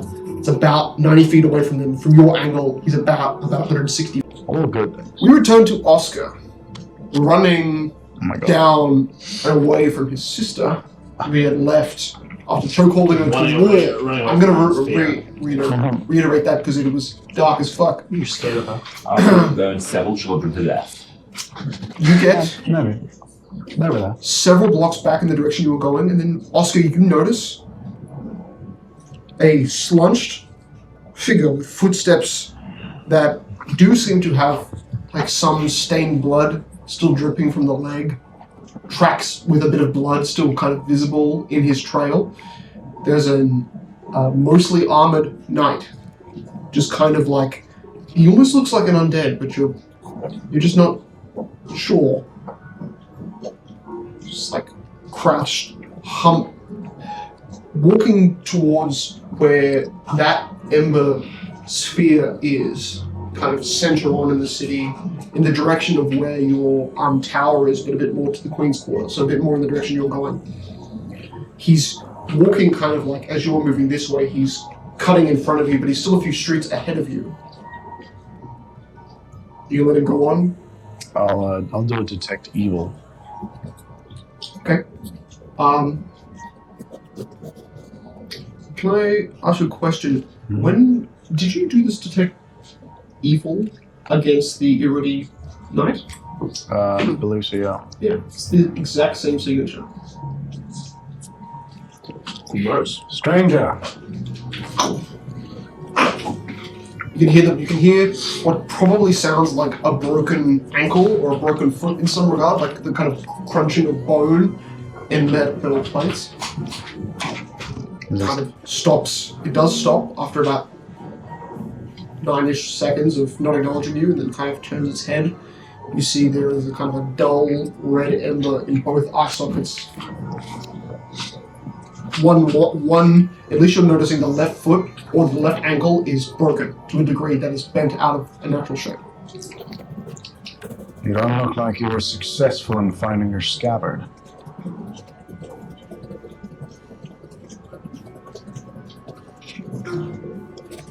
You hear a broken voice that kind of resembles the Iridi, but you're not.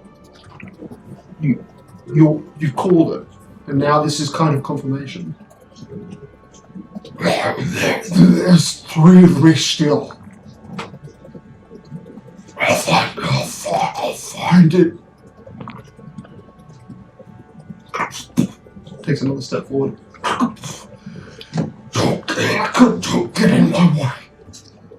Right. And what caused this? You look pitiful. I took a corpse, using it to fight.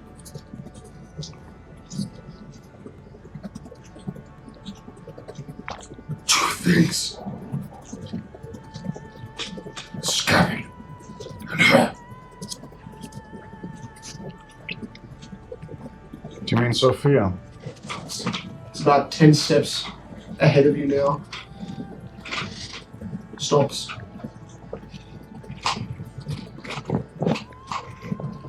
I gave you that name.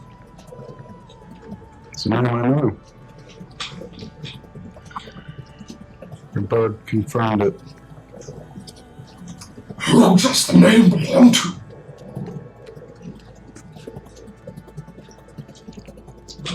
A girl?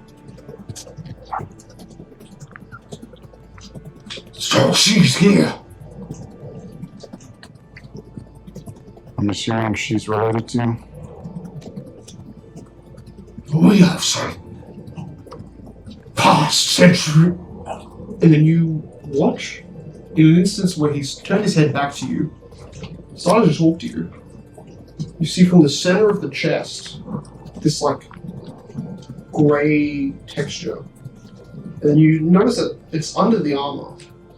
You notice slowly up the back of his neck, quickly it becomes gray. Then quickly you see his mouth harden. And you notice that somehow he's turned to stone. A statue. Just frozen in place halfway through the sentence. I'll switch to a detect. This is a an energy of transmutation. Strong transmutation. Weirdly enough, it doesn't seem like it casted on itself or intentionally otherwise. Who's out there?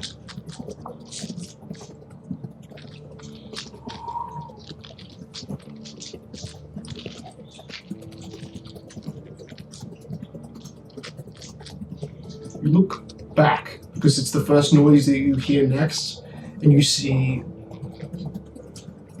there's some sort of lavatory outside. The door like breaks off at a hinge, and you notice two other armored knights that look to have been shoved into a dunny fall out onto the floor. You can see that it's mostly bone. There's not even much skin left. It's just husks. The guy that was stoned looked to be barely flesh. That was a very burnt body, but these ones look to be just basically nothing but charred bone left. Are they dead? Very no residue of evil or good. I have no idea why that man turned to stone. Or why that man was possessed by Marcus, the already knight you were learned of. Oscar will, before he leaves, just go up to the statue and try to shatter it, and then walk off. Like hitting kind of the hip area, you feel the only resistance really is the armor, the metal, which you crunch. After 2 solid hits, you shatter the waist, and the body just hits the ground into 2 parts. The body half crumbles into dust underneath the weight of the armor that it was carrying. But that was probably regular town guard attire. It's just confusing. Mm-hmm. What do you do?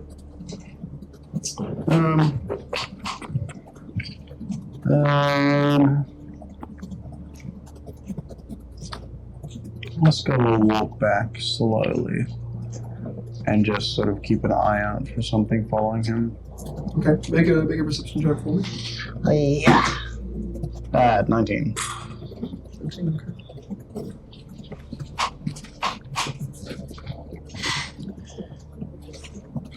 You get to the edge of the lamented pier, taking about 45 minutes to walk. And you get the first sounds. You pass back over that weird bone soot-covered area where there's a lot of cracking sounds. Anything that's walking in your proximity or ahead of you or behind you is audible. And that's how you notice the faintest sound of cracking behind you. And you notice it's probably about a 10-year-old. Another target. No aura I of kill everything I see. no Just aura, not that you're detecting it. And they are spear.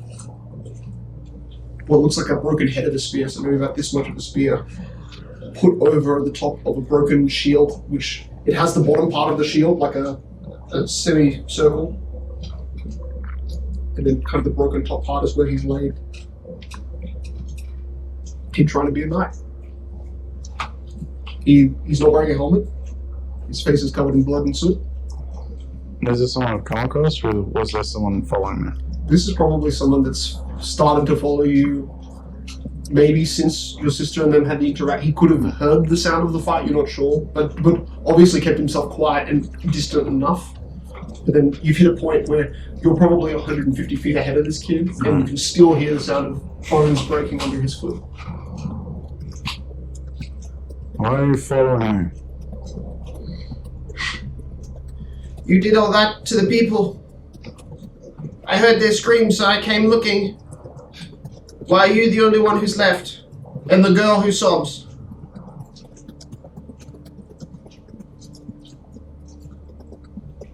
Were they important to you?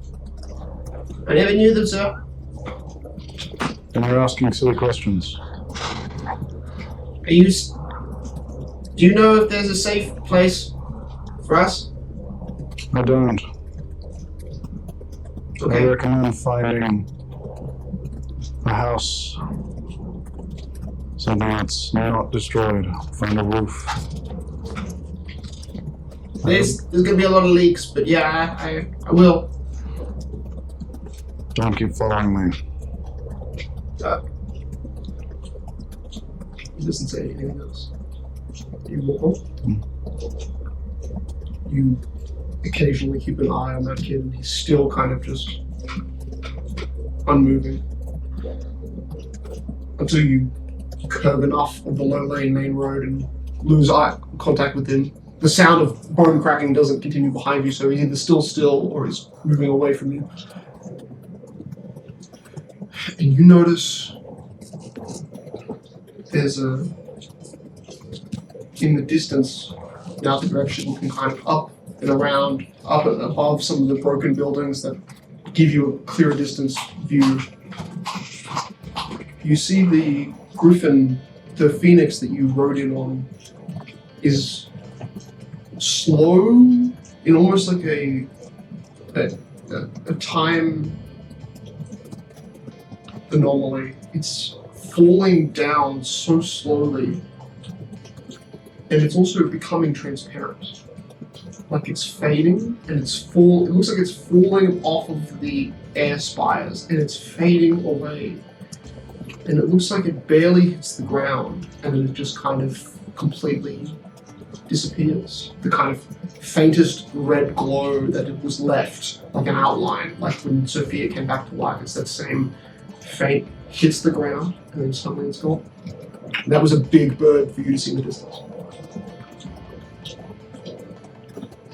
That's all the way at the front of the air spires to the far south.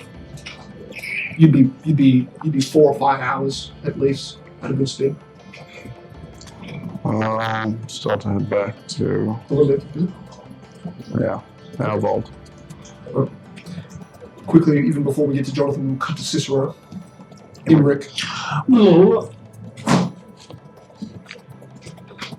You're guided by Leif, but he is at multiple points. He's dipping in and out of consciousness. Like you can kind of like force him. You have to kind of help him in the carrying of him. But he can keep his hand on the wound, stop the blood from going too far in. You've given him 2 healing potions. You notice that from the back, that back hole in his. I don't have any more. I also drank one. The wound in his back I have no more left. that went all the way through his gone, but the wound at the front is still open and it's still barely leaking blood. But Do you have a way of healing yourself at home? we've got a few potions, I think, here. Just not needed to use them before, so I think they're just really old. Sure that they're fine. And this bridge is broken, so we have to go use the next one. You hit a point where it's just a kind of a water channel lane. The water has broken onto some of the streets in the distance, but you see the bridge before that. How wide is the broken bridge? The broken bridge is 15 feet wide, has a very hilly steep to cross over only 15 feet of water. I probably could jump, but you're back on. But the next bridge visibly looks to be 500 feet down the road, so yes, you get to the point. And at the end of that bridge, you notice that the water is fully linked onto what looks like a main street. Like The water is... basically what visibly looks like a large chunk of the entire land where that water channel is heading towards is just ripped into a fissure, which Oscar Leif has to take an extra 5 minutes just to get a grip, because he's like, my eyes are blurred, I've been crying, not intentionally. Just give me a second. Oh, we're close. And you're about 2 blocks into the lamented pier before you hear Oscar's metal studs on the top part of his boot audible as he's about 2 or 3 streets back from the bridge that you've just crossed behind you. And you're the guy you're escorting left just doesn't even recognize it. He's just one of the apothecaries up ahead here. I've got 2 more to go. And then we'll be there. Oh shit. Let's go. You barely notice that there's a cloaked figure of Cicero. Waves out a hand to one of the side streets of the lamented pier, crossing the bridge. Oscar, you make your way, you find... What does Oscar look like? He's got a bit more soot on him. I think that's about it. Oh, and a little bit of blood in the shoulder. Like all of you. You all have the same left shoulder wound. Wow. Obviously you notice Leif looks very bad, but weirdly doesn't have a discoloration in his face like he's lost a lot of blood. What happened? Oscar, I'm sorry. Yeah, I failed. It was him. Emmerich, just let him go. What? It was the playman. What happened? 3 of the Fojar. 4. There was technically a 4th. We just didn't see it coming The until Queen's guards. Where's Cicero? They took her. They teleported her somewhere. I'm so sorry. I nearly got one, but one of them teleported behind me and grabbed her. They said that the Queen could see past her foresight. She would be useful, something like that. She protested, and then I protested, and then they shot me in the shoulder. You're alright. It's a laser rifle. I've been hurting a lot, but I will be fine. I'll be fine. He said her visions were fading, or her seer strength. They said it was a direct assault on me or you. He said that her brother... He wanted you as well. Her brother was I don't know. Do you know? Sorry. I tried to stop him, but they move so fast. They teleport even when they're not near their queen. Or maybe she's underneath us. He made it seem like he was working with her. Where's Erica? She's coming. She alright? Yes. Do we need to prepare more medical assistance? No, Please I need think help. she'll be fine. He's hurt. Okay. Oscar will walk forward and just sort of place his hand, not really focusing on it. It's not exactly comfortable, it's slightly painful. And we'll just push in our cure wounds into him. Yeah. 13. There's only missing 9. The wound kind of spirals in, seals. Coloration in his face returns to a very normal hue. So Well, thank you. they're taken to the Fojar Queen. I don't know where they went. He said something about he didn't want to spoil the dealings that he'd been doing in private, like he was bragging that they had some sort of secret knowledge on something. I don't get it, but they said that I was a young Iridi, so they know us. You said they have teleportation. Yes, one of the guards grabbed him and then teleported past me and then touched her and then disappeared. They leveled a gun at his face. They did shoot at him, but the wound wasn't as deep as mine. He can defend himself. We need to head to the vault. Understood. Is it time to, Yes. Okay. I just want to let you know, Cicero, there's 2 artifacts in our vault that are cursed by... We found them on very wicked people, and we're pretty sure that they're the causes of it. So if you see items on the wall behind a faint layer of magic, just don't even try. The magic's not stopping you, it's just alerting us to if you're trying to move through it. So you don't want me to touch the artifacts in your house? Just, Depends on the artifact. Take this. mind adjusting I'm shit. sure you can. I'll pass the blade over. See, it's like a silver handle. I already have knives. 1 extra always helps. It's depicting of a human clutching the sides of a head, a female head. don't know what it does. You also don't know what it does. The nearest entrance to the tunnels is fairly close to here. I will restock and head down. Do you have the stone? You can contact it, can't you? I've already used it. They had said that stone was a once. No. Just once a day. Shouldn't we regroup? There's no way you're going to be able to find her efficiently. Unless you can. No, you're right. Like, we don't even know where Mokings are anyway. We should try to find them first. And you guys head curving past another abandoned, broken building, glass windows and apothecary. You find the downward stairs at the corner of another building that isn't connected to yours, that leads you to a large set of double doors, which you can see has chains wrapped through holes in the side of the doors that keeps the whole thing chained up. And Leif says, I make sure that the humans on the inside actually bar us. Then you hear rattling on the inside as the chains unbind from the door, and one side door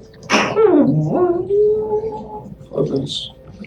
You see two what look like middle-aged men, shields in their hand and nothing else, just fists, hold the chain and hold the door. As we enter, I'll detect evil. Okay. Looking for that same curse. You wash it through the house.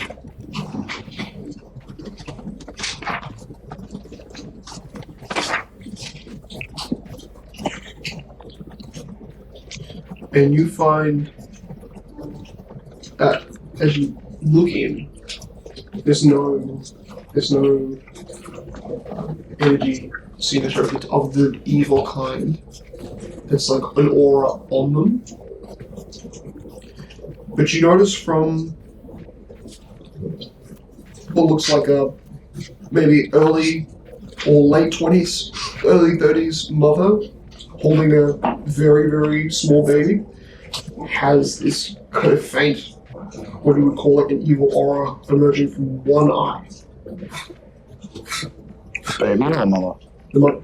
And in very, very faint, small bursts. Well, they're next to each other. It works. Yeah, the baby is not producing anymore. And you don't know if the baby has skin color similarity, but no other visual connection to the woman who's holding it. And the baby is like maybe 2 or 3. But the men stand aside. Welcome back. I've not seen you before. Are you the proprietor of this vault? Yes. Just look around. We won't be here for long. Let's head to the deeper sections. I'm getting tough. Not that you care. They just step back. Love it, Misha Ganim. And Mimric. They just nod to you, like actually with some respect. Like you should be safe. You're potentially like a rescue savior. As we're walking, Oscar will switch to Bonded Mind. And will say telepathically in Leif's head, "You let evil into our home." No, I swear I didn't. Who? The mother. Sister said she checked them before the Your sister is weak-minded. Erica? She is trying to be like them. Cecilia didn't say that Cecilia's been screwed up. That's right. Okay. Just be careful next time. Can you tell me who it is so I can... The mother. Oh, you gotta be kidding me. He kind of like mutters. Even you hear like most of that. It's in the mind. Like, you've got to be kidding me. It's the thing he mutters verbally. you walk around what is kind of the main chamber, which is like maybe 2 or 3 tables, just like a small grouping of sitting areas where maybe like a former bar once was, but it's been kind of renovated. The bar's been pushed out. There's a wall, there's a cabinet wall. It sort of looks like if you took one of those like higher middle class houses and then just completely made it abandoned. So there are a few rooms that are like really nice and open for more of that communal aspect, and then you get those really, really tight corridors. No paintings on the walls, no decor. This house was abandoned. Yeah, kind of, yeah. So it's also like, it's definitely underground. So it's like underground, and there's the upper floor, you're not sure if there is an upper floor. Yeah. But there is an upper floor which looks detached from this floor, you're not sure. Okay. You get into the side of one of the corridors, and you notice, you start to pass like open pockets, these small kind of domed semicircle, cornered kind of like indents into the wall, and you see there's a gnarly looking crown in one of them, kind of like the Lord of the Rings Sauron, kind of like a Sauron crown, but like a little smaller, really like jagged metal, kind of like a brass gold. Those are really found.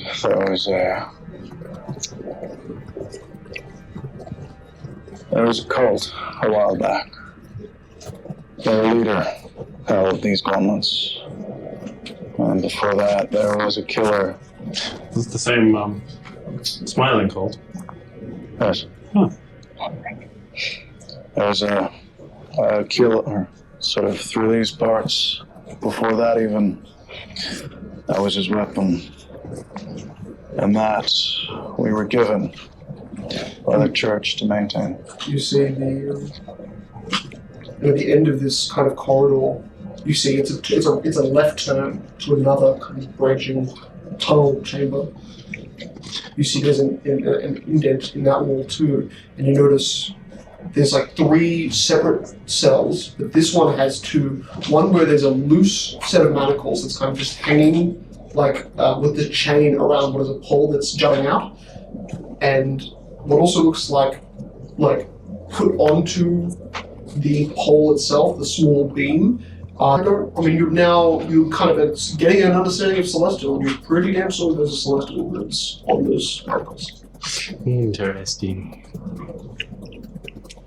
I'll pick up the braces, but I'll just sort of like stash them. Put them on the side. Does this place have some sort of divine wards? Your brother walks behind you. Yes, of course it does.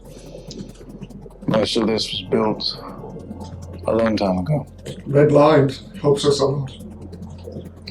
Our sister tends to most of these holes.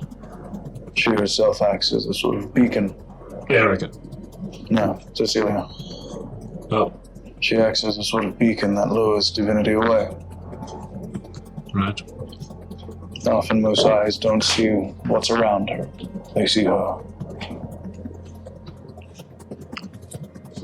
You reach the end of a corridor where 2 separate rooms branch. One looks to be a much larger room where you can see small cots, a lot of bed, floor, rugs, pieces like that are laid scattered. And on the other side, it looks to be some sort of half boxing gym, half infirmary. Just kind of like literally nesting next to each other. Boxing ring with embeddings. Is the mace considered a light weapon? Yeah, I believe so. Damn. Oh no, heavy mace. Sorry. Okay. +3 heavy mace. Diggity dollars. I will place it on my back, but I will not use it.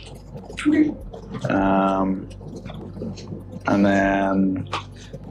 can I just get you, because the moment you grab it, Okay. DC 13 will save. Or become chaotic evil. Oh, yeah, pass. Alright.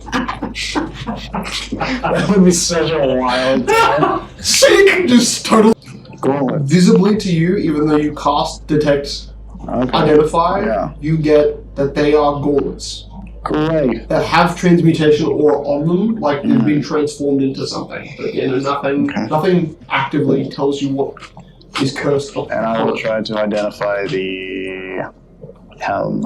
Alright. What's the cost of them? 7 for the gauntlets. Fail anyway. And for the helmets, cost level 19. Oh, sorry, 12. Cost level 12. 26 You bet. for the 27. helm. The helm you need 27. Are you kidding me? If I stayed here, I'd be doing nothing. More help to get Cecilia back.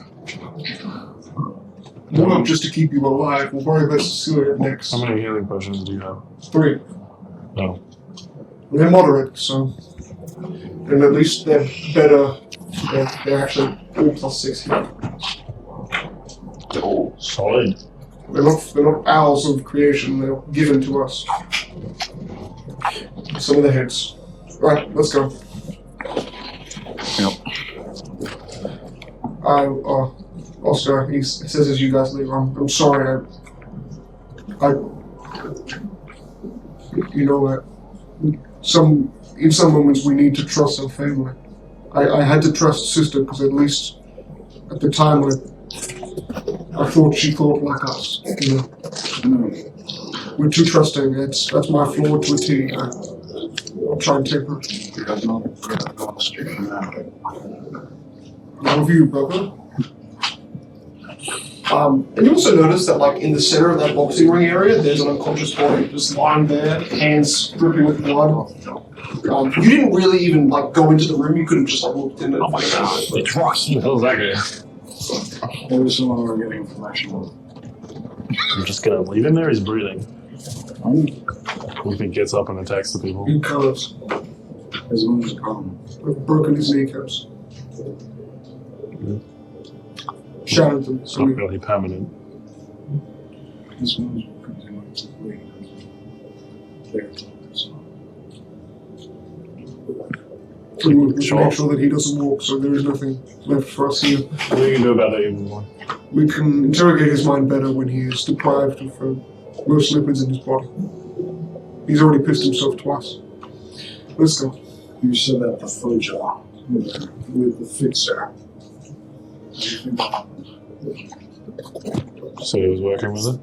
This fixer doesn't seem like someone who's got work.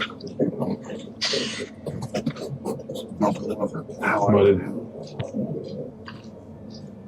He's worked with me several times.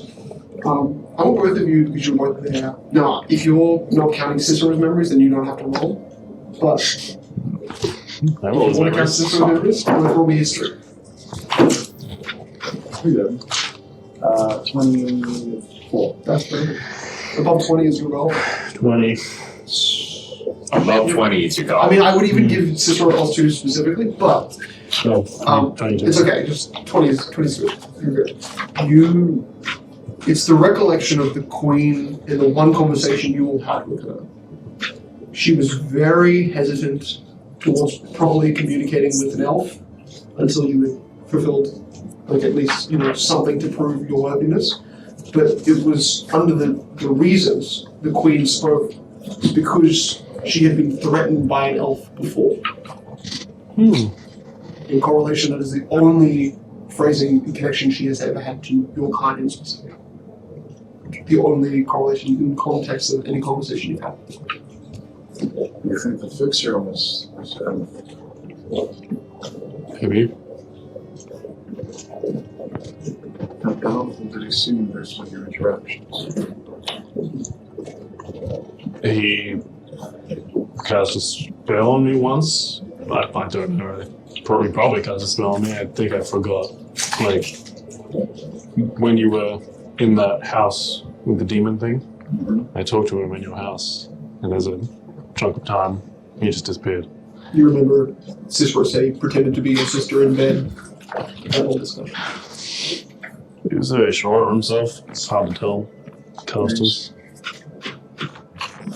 Clearly got some expertise on illusions, manipulation. The main problem is probably that even if you kill him, He returns. he'll just come back as something else. He's able to close his mouth. So you don't hear them. He probably has perfect control over his body.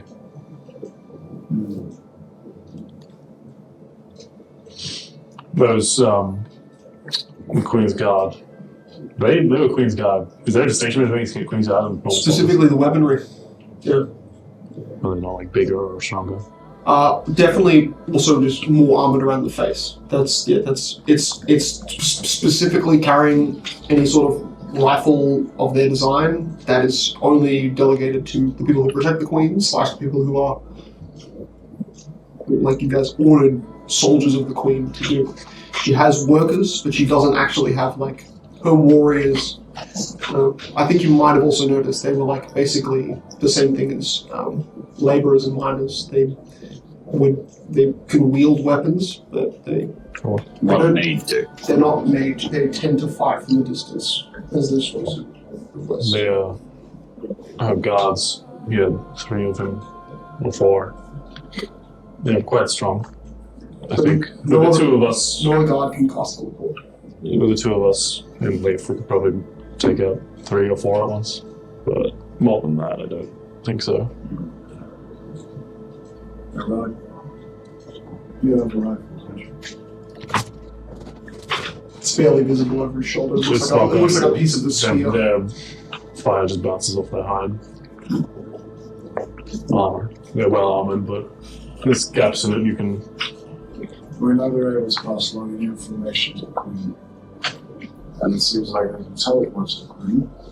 The Queen can inhabit them as well. Happen fast, but they do have to cast. There's a moment when they cast where you could try to disrupt the casting. You have to be within range. I'm not the quickest, but I can try to do this once. Seen it before. Probably do a little better next time. You still have, like, along the bottom part of your palm, you still have that dark green, like more screen ichor of what their blood is that coated you as you split their stomach or some sort of abdomen area open. Thank you for protecting me. But he didn't want to kill us. He could have if he wanted to. I found a new organ. Well, he said he wanted you as well. But he didn't ask where you were or anything. He said he helped following a plan. I don't know if that was a plan with their queen or just a goal he set to himself. So you have any idea why Loki and John? John wanted to get his murder, I think. Do you guys remember that all you remember is they jumped early off the bird before you guys. They jumped out around the Hypos Heights, quarter of the third of the way into the middle of the city. Mercury wanted to look for his daughter. I think he went to check the out tower first. I saw the bird. The phoenix along the stars.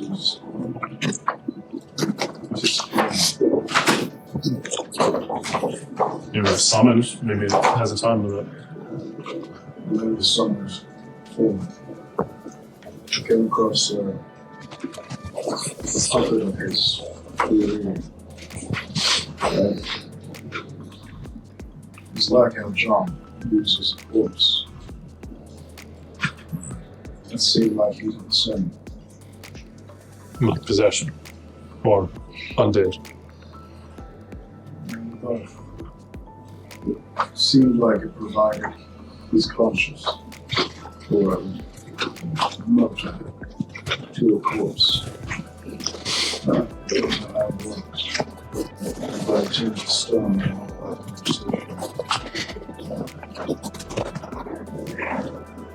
We couldn't see anything further. He just turned to stone. Okay. It makes me think that the person casting is golden. Maybe. That's good. Maybe. He did kill the demon. Or banish the demon. Is he? Yeah, probably. He said he burnt a bunch of people. But He was very powerful. Something in the city found him. That's still looking for something. But we're now to find it seems. Good. Did you find Ray? Not yet. There was one of those only circles left. You think they're there? Well, Ray's probably going there.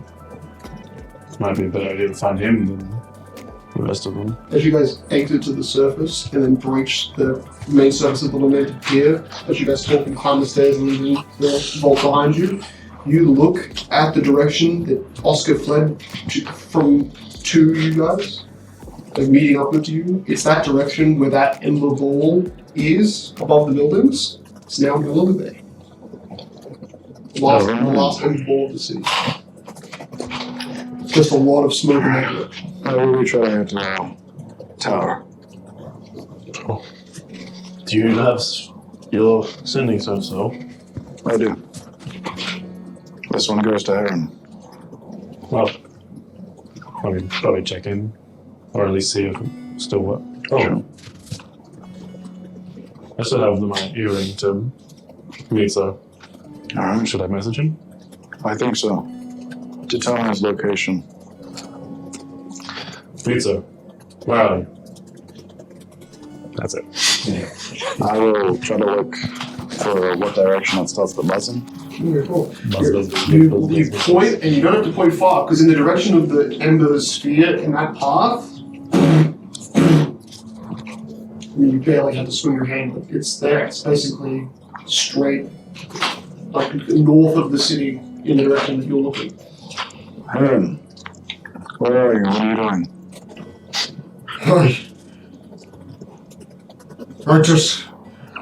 I just got slapped by Mitsu's lightning. The man is unhinged. He's not following the code of life. Raised with me, injured but fine. Priest of... Injured but fine. Alright. He's fighting Misa. Could I get a response? What did you say, Mitsu? Pizza, where are you?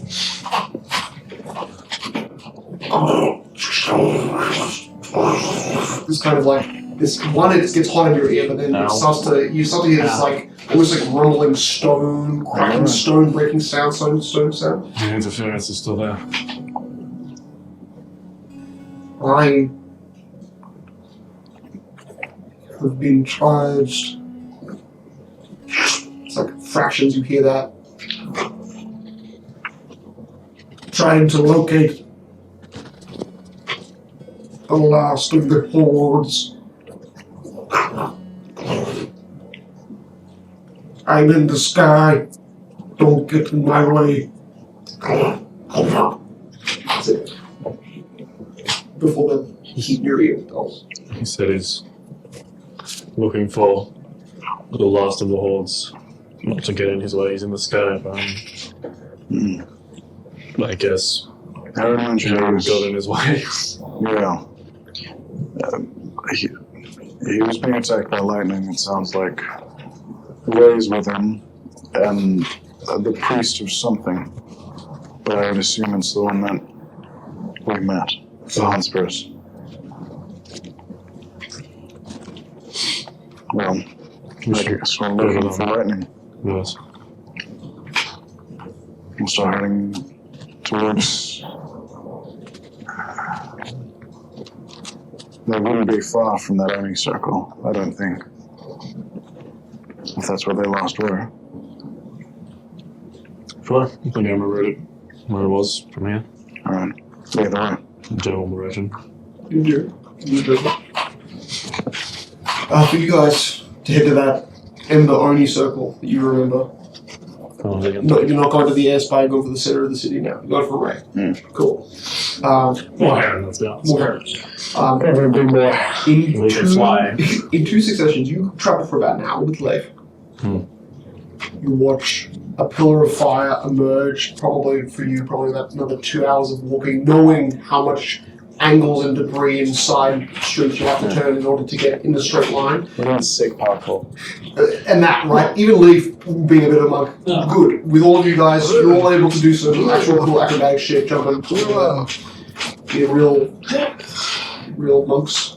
You see, Have a knife. you see something. Well, at first, in closer proximity to the pier, so away from the direction you're going. It's a big. You see something that definitely looks like a spider made of like wood or something lift out from among a bunch of buildings to your left as you're walking past. It's a huge spider. It is a huge spider, but for visually it looks kind of small from your point of view. Big spider. And then it travels towards like the spider limbs go somehow pushing the air, not in a realistic way. It looks very unnatural towards the north side of the city, towards the giant fort, the castle at the far side. So away from you guys.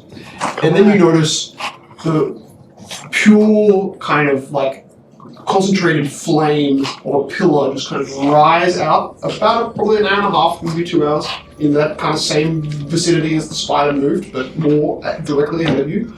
Flies up, over, past you guys, and in the direction of the air spires. Just kind of Iron Man careens, leaves a trail of smoke over you, doesn't seem to recognize you, and just passes, misses your general like location where you're moving, misses you guys about 300 feet. So, and flies kind of not parallel to you at all, very much kind of a V. As you're moving that way, he's flying this way. Should we call out to him? Is this Heron? Heron! You can hear the flames kind of sputter. You have to concentrate. Land, damn it! Is that you? Where are you? You can see him. He's somehow backpedaled and is just kind of like floating in space, kind of bobbing a bit. Do I have a flare? He's about 250 feet in a parallel direction from you. Yeah, I'll just on the tip of my sword, I'll cast light. Now that there's not as much fire and burning, quickly flies down to you. You notice that there is, a strong amount of force. Probably. What are you? 50 foot speed? 40. You're 40. Okay, so he's faster. Averagely, he's faster than you. You assume that. He's flying. He is a rocket. I would have heard of you. Would be fast. Doesn't even land. Just kind of stays 10 feet off the ground above you. I'm gonna head to the air spires. I saw that there was some phoenix disappearing thing happening there. I need to know what's wrong. Yeah, we saw the same. Why are you fighting Miso? I didn't fight Miso. I tried to talk to Miso, and then Miso fired a lightning bolt at me and said I didn't recognize you. Sorry. That's usually good fighting. Ray yelled at him, and he seemed to at least acknowledge that he remembered him, and then he said that he was going to look for the insects that were emerging out of the ground, and then Ray said, no, find the hordes. And Ray's, he died. But the priest of Hanspergus brought him back to life again. Oh, right. Don't pause so long after that. Sorry, I was getting my breath back. It's flying, takes a lot of breathing. We finished all of them, and there's maybe... Have you seen Mercury or John? No, we've seen a giant dog. With a sword in its mouth. Okay, I've seen the giant dog, yes. That's heading for the Kingstock Keep, the far north side of the city. We've managed to secure the Illuminated District's Temple Courts as a kind of bordered Have you seen place of refuge. Have you seen a flame already? Or like you. Sort of. Bit taller. No, I haven't. Not as wide. Not as wide. Is this, I thought, is he the one who wields the Phoenix? Yes. We also took out a Sephira. Okay, well then if the Phoenix dove for him at the air spice, then surely that's... Or dove for something, surely that's where he is, right? Is that... I recommend avoiding him. Come on, tell me, let's be honest, is this guy gonna help us, or is this... I think he's purely out for his own gain. He's looking for Ray. Or, I think he'll probably fight you if he sees you.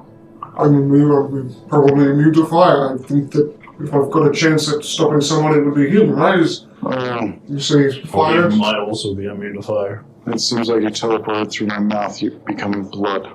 So I don't think he just does fire. Alright. Oscar, you should tell me where I should go. I'll listen to you. Monarch is still with Ray. If you want to head there, it's 4 clicks north. Okay. Clicks. That means Monarch is safe. There's 4 clicks in the distance. Where is Sophia? Ray said that he told her not to follow. Told her to stay at the Temple Courts, far northeast of the city. Okay. But Ray didn't sound reassured that she would. Wow. Is that? Where's Ray going? He's not going anywhere. He's getting patched up right now. He'll be at full health with the priest's help, but I think his biggest moves have been expended. We need to head for Milky and John, I think. If one of you can move fast, I can carry the other you and maybe get you there with some haste. I can seriously only carry one of you, though, otherwise I'm moving slower than both of you. How fast are you? Keeping up? I can probably run like 25 kilometers an hour, 20, 25.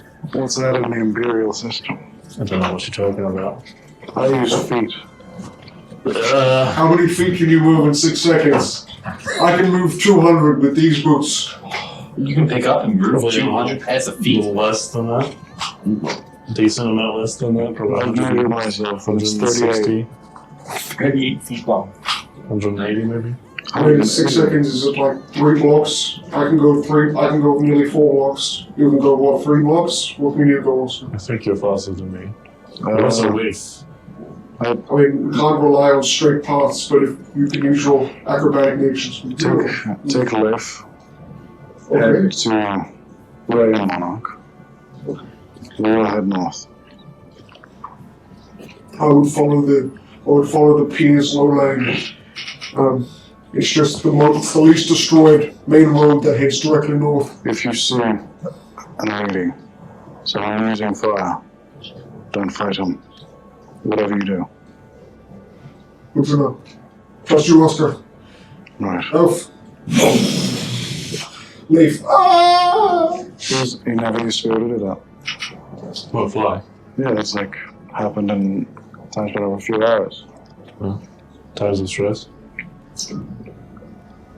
Guess he's Go blessed. He needs to be able to fly. Go blessed That is fair. for that specific. We'll take that to the buildings and go by rooftop. Cool. Alright. Yeah, rooftop's not a bad way to go about it. In fact, there's a lot of rooftops that are unnaturally collided together, so giving you a pretty good platform all the way across to some extent. Well, with you to make me jump checks. DC 20 to keep it above average pace. Keep it a good pace. Is higher better? Higher is better. 24. Okay. So that's 20. I need to add my level, so I'm bad at maths. 27. I'm going to use 1 key point to make that 47. Okay. Cicero, you want to start to fall behind a little bit, but luckily you've got that like streak of fire that's just like traveling in the general direction. Every time you start to slow down, Oscar just adds a few like flips in between. Just uses a few walls on the side to like do a bit of a round loop to let him catch up to the one. Hanging bars. The DC is half for me. Damn, I appreciate that. So 10. So you technically get a 36, right? Is that what you rolled? 26? 36. Well, but 10 plus 24. Okay. So the 34, so 40. 68. So, Yeah, I can jump 68 feet. Yeah. Oh, shit. oh my god. So don't do that unless it's required. We do that. No, so you're not moving faster than Oscar's 55. Going the galaxy scene where I don't know what's the I only have 45 minutes bid. That's what I imagine. Yeah, but you're jumping like over buildings. This isn't even I can't jump. I'm not. This is like you literally running over roof tiles 10 feet, jumping the rest of your movement in one round. Every round. Basically, we're just like unhindered by the floor at the moment. I agree. You are roof floaties. I'm doing what I can to keep up with him. If he's faster than I'm I think you're actually faster. Probably. You both quickly pass the area where Heron kind of stopped in front of, and you see, I think Oscar probably just sees Leif with small med packs on the ground, just trying to investigate a figure of a creature that you can't see properly. But you see beside that, familiar red robes, tall, standing dark brown man. That's got an interest. The one that gave you the circlet you wear, your wisdom. And those three are there, and you see Heron take up again and just follow the path that you set, following you to the King's Door. Should we tell them what's happening? Yes, quickly. So Heron moves on ahead. You jump over. And you hit Ray. We will cut. You shouted. You are approaching within about 5 kilometers of the walls of King's Keep, and you can see the kind of V, almost U shape taken out of one of the walls. Kingstock's Keep. Kingstock Keep, yeah. God. Out of character, I know you guys are across the fucking city. Hold on, was it 2 days? Basically. It's actually wider than it is long, so it's a full day to travel the length. You're traveling basically 2 days across to get back to the group. That's But fine. the group's coming to you, so it's okay. Most of the group. You get another K towards it. The walls are now definitely looming over you, and you see 2 guards in tradition outfit. Look very weak.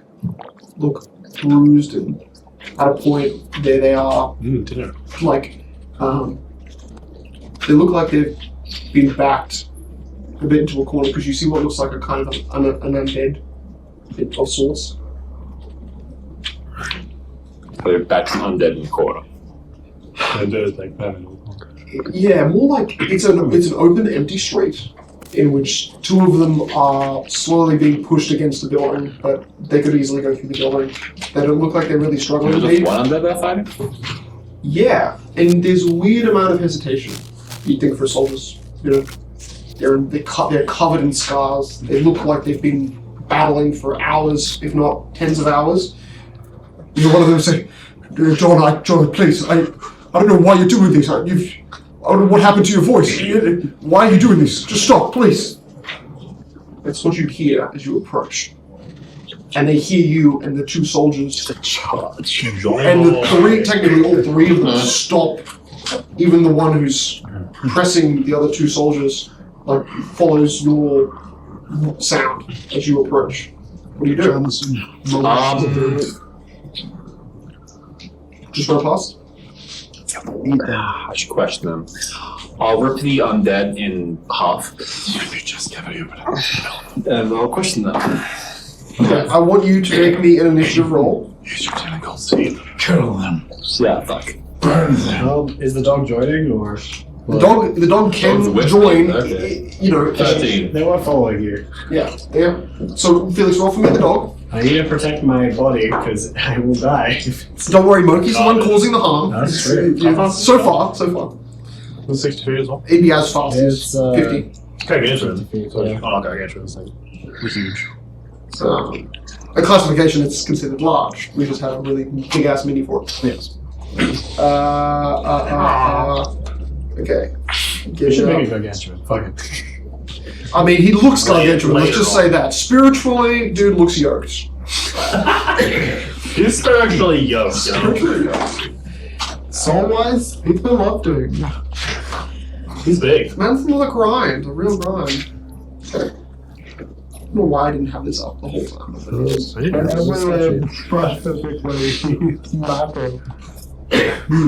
So true. Okay. What did you get for initiative? I got 13. I got 5. Okay. I need you to make me Do you want this thing? A take a long time. Fortitude saving throw DC 21. Okay. Is this poison, disease, curse? There's just 75 different. This is necromancy, but no, it's not considered poison or a curse. That's a spell. It is a spell. Ooh, spell resistance. I'm not raging, so I don't have that thing. Okay, it's just base. Okay. DC 21. Fake. Oh, please die instantly. 23. Oh, Cool. Let's go! That's why monkeys the gold! Winning! He said winning! Classic monkey, classic monkey. Murky, you watch as the creature who has a spear is walking with the spear kind of pointed forward in a direction. The other arm seems just limp towards the two knights that are backing up. Apex. Murky walks. You approach very quickly. Yep. You see it raises its hand. With the hand that isn't being used, you can see there's a shield attached to it, but the shield is very broken. Woman. You see red energy glow from the palm of his hand, just like a heat lamp. And then, Murky, you feel your throat close. Oh, I'm suffocating.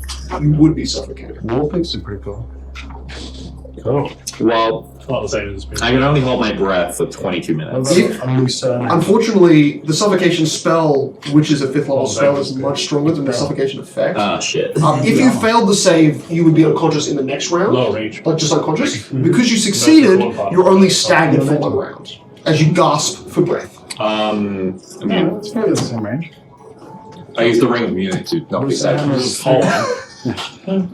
pole hammer. You see, it's like the undead has reached his hand out, half I'm magic, serious. and then you are right in front of it. What do you do? Just the axe. I'm gonna try and split it in half.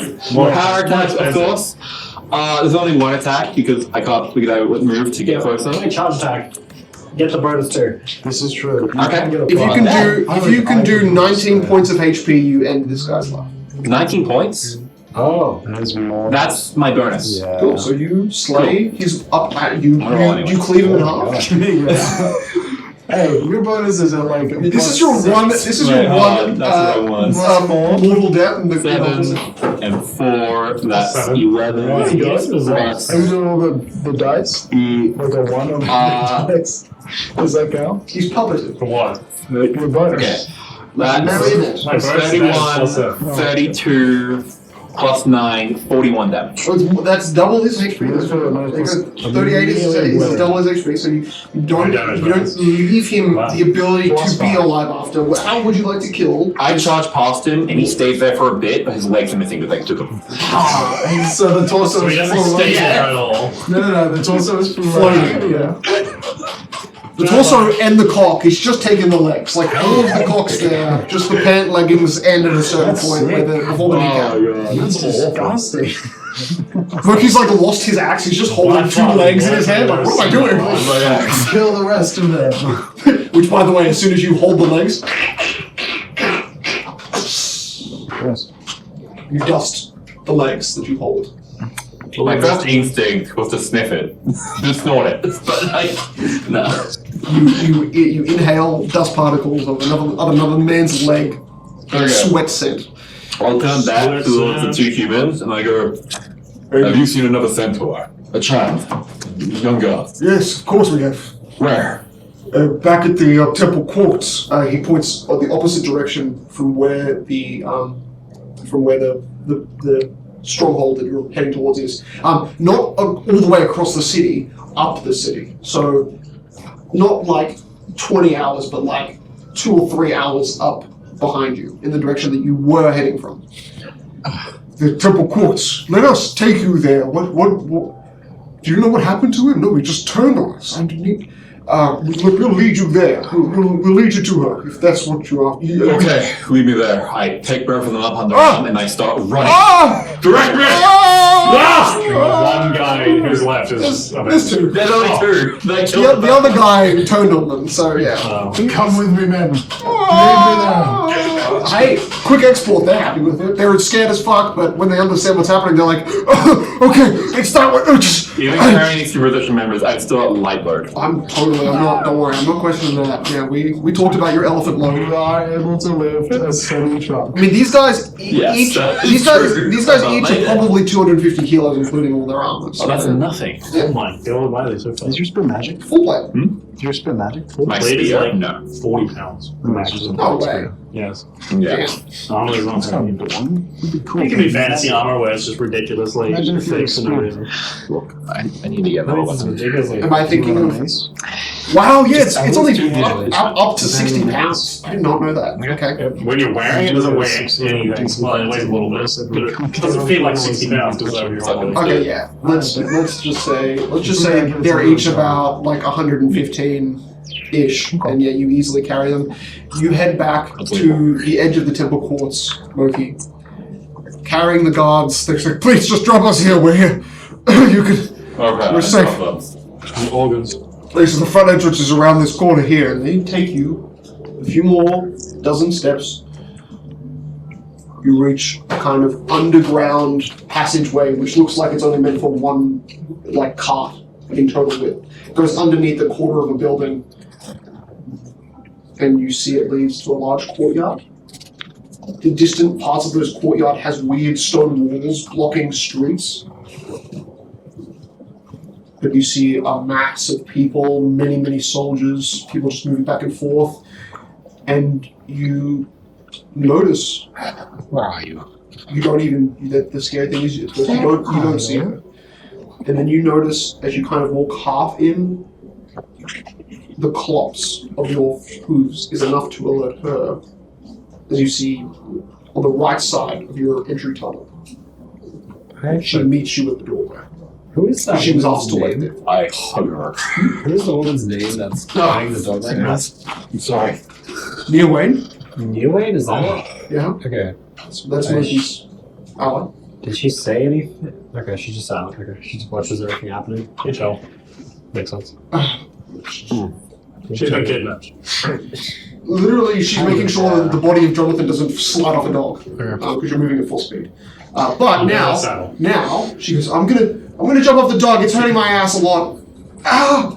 Good place to be. I'm gonna take Jonathan in here too. Out. She tries to take the dog, the body off the dog. What does the dog do? So the body slides off in her grasp. She's surprisingly light. Back down. And then you see the dog gently bite the chest and the back of biting, elapsing the whole head of Jonathan. Takes the upper half also by the teeth and just slings him over the dog's back. Yeah, basically. Like literally looks like it's trying to eat his head, but then just ragdolls him. Oh, okay, you don't want me to take him off. Okay, sorry. Tries to pat him, growls. Okay, fuck this. I'm out. Okay, well, please God, tell me there's food in here. As she walks in, Loki, you see your daughter curve the corner. She's rubbing her eyes like she's been asleep. Oh, She's hilarious. wait, Father? It's me. I'm back and sane of mind. No. Why? Hi, Your daughter collapses. it's me. Why didn't you bring Mom? Guess who's back? Why are we Mom's a together bitch. still? We got Water. divorced. She didn't want us. I want a divorce. So, I'm holding on. I don't know where her brother is. Oh yeah, she left her brother's body go with us. No explanation needed. My son's body just straight disappeared, right? Or was it? I'm pretty sure just It was in the moment Jonathan sucked the hand into him. He transformed back into Jonathan, He sucked and the your body of your son was gone. Cool. There was no dust. There was literally nothing. There was no trace of your son. You transformed my son's body into your own body. Right.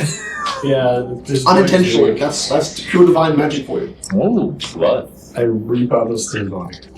There's a lot of organs in there for you. yeah, I divine some magic. Okay. And I do stuff. You know what's funny? Murky has no idea what's going on because he's been insane for the past few days. So it's only since you saw the demon. It has only been about 13 hours. You've only actually been insane for about... You stopped being insane with Inspirus' help, which was 6 hours before your arrival. Now it's been 4 or 5 hours in. It's been close to 21 hours since your psychosis started. It's been about 6 hours since you've been able to think clearly, which is not a lot of time. I'll take my daughter, go into the temple, find Noane. Noane's just ahead. She's grabbed a bowls of water. Here, take this. It's a big bowl of water. Take it, just drink. I was gonna say it is pottery. It just Priceless ceramic. I'm sure that shit was worth 75 gold. I need to go find my comrades in Fleshwood. No, friendly face. Okay, well I can't bring my daughter. It's too dangerous. No, I'm a raid. Could you take care of her? I'll be back. If I'm not, try and find my tribe and return her. Monkey, what if you don't come back the same mind that you left in, and you see your daughter is like is afraid to listen to the conversation? She says, I need to leave. I can't deal with adult conversations right now. She just trots off. If that happens, I'm a danger to myself and Smoke some others. doobies. And I won't come back for this. I'm Some trusting you. Please protect her. She's fucked up, but I get it. I will. I'll look. The least I can do is I can hold her until you get back. That's what I'll do. I'll do it for you, Monkey. I hope that one day we can return to. Never mind. I don't want you to go back to that city. That city was hell to you.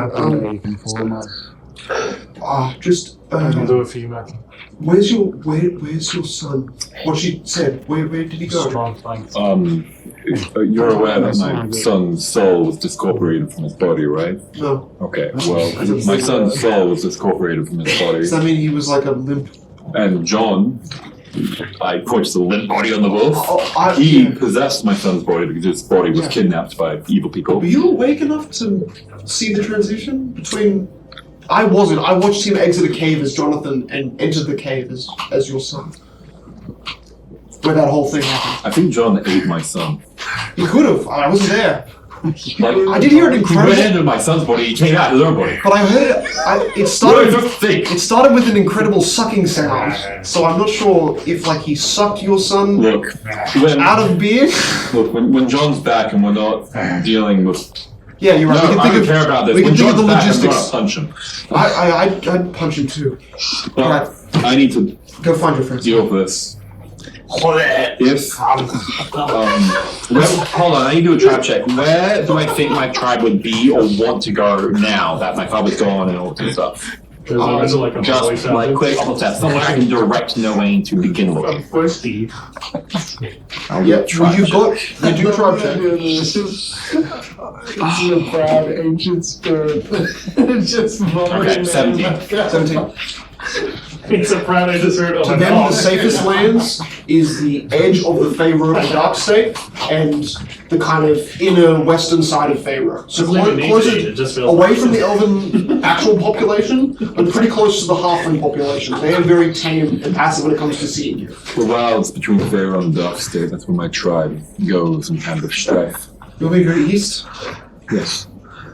If you can. Oh god, that's a lot to cover. Yeah, okay. Well, I don't have anything to so say. Moki, as you are walking to the exit of the I temple, was told my daughter one last time. I got it. You gave this to me long ago. It helped me through hard times. Take off a pendant around my neck, which is for a wooden carved antler. Hopefully this can help you in your hard times. No, as long as you hold this, I will find my way back and fix what's wrong. she, at that moment you say that, you're giving her things to remind her of you. You understand her train of thought. She slumps down to the ground. She basically sits down as horses do, but she does it in a very kind of depressed, angsty way. And then clutches the small wooden antler to her. She basically clutches it to her forehead, bows her head, and then quietly mutters a kind of like a Fuck you, Dad. Centaurian prayer, but also just a prayer to the dead. And as she's doing that, you know that that's a very like mournful I action. will hug her and pray with her. She constantly, her face floods with tears. Her face is very hot. As you let go, you notice that So it's 5 minutes. she's kind of not leaving. And after the 5 minutes, as you're ready to pull away, you feel her tighten her grasp on you, and you have to tug yourself away from her. I'm sorry. Loosen her grip from your sleeve, your horse straps, and Our family will be restored. I know that. you kind of like quietly, like, why? And kind of a Centaurian. Be brave. All Father doesn't trust us. Yep. You leave, but you leave and you head for the front door, and you notice that there is 10 guards. Look fresh-faced. The armor is dusty and dirty, but We'll get into a fight stance, but then I realize it's probably not the kind of place. you see one that looks more well-regarded than the others walks up to you and says, "Are you heading into the city? Yes. I will send 25 soldiers to have your back. You need an escort. Don't pretend you don't. And we need to send troops out into the city, so if you're going to be our front line, we can use that. Just get us as far in as you can, and we'll do the work to secure the city's streets. This is nothing on you. We've got our own job. You just slow down for him. You don't have to slow down for us. We will follow your tracks. That should be enough. I'll go ahead of them, but I will slow down for them. Okay. You notice that? Like, I don't know where to go, so I'm just sort of waiting for John to wake up to tell me. That's 2d6. So I'll go into the city and stop killing shit. Wait. Okay. If you're about what you're about to be about, the dog will walk up towards you. Yes. Strange creature. Rendezvous. Oh, shit, you talk. So cool. Oh my god, I'm that's sorry. awesome. What? You have a very deep voice. Put the remote in your mouth. You just finger the remote. What was that? Master told me to take you to the rendezvous point. Perfect. You can direct me. Okay. Let's trust the big wolf. Normal wolf. Average wolf with a sword in his mouth. Go. Mush. You already used the swords with I'm ready. damage dice. Every single. So it's 3d6. So the dog heads side angles, takes you back towards the castle that you see to the north. So you were heading south towards the inside city, but now you're heading back along the city walls towards the King's Circle. Let's do this. We'll get back to Moki because Jonathan will appear. But we'll do. Jonathan, we return to the platform of an airship upside down. The lower hull ground into the dirt is now lifted with one arm by a giant from the inside as he raises basically standing underneath the floor and roof of the hull and the second lowest floor, raising it with one arm to reveal a large squadron of gnolls, rat folk, with the one bird folk and the one giant facing the one 10-foot wide burning pyre in the kind of physical form of a man, roughly. You watch as, wordlessly, the fire creature raises its hands in kind of like a wide stretch T-pose with its hands directly facing the creatures. And you see from its hands faint, multicolored, but thick strands of light in color stretch outwards, threading a kind of prismatic web, a wall of strobe-like colors that like threads all whirling and spinning into each other. These threads are all faintly glowing, though they're also faintly transparent. He's making that. It is allowing you to see through, but what is basically happening is he holds out his hands, is that in front of you there is a prismatic wall, slowly, in a 150-foot curved circle diameter, slowly surrounding all of the creatures in front of him. You're just outside that circle. That circle, you now notice the actual thickness of this wall, this area of light, is over 20 feet thick. It is over 150 feet long. You instantly notice as those threads surround the perimeter in about 6 seconds. These creatures have only just kind of lifted out of the hole. You notice the dogs and the rat folk look to be. At first, you thought they were like gathering weapons or sharpening their weapons.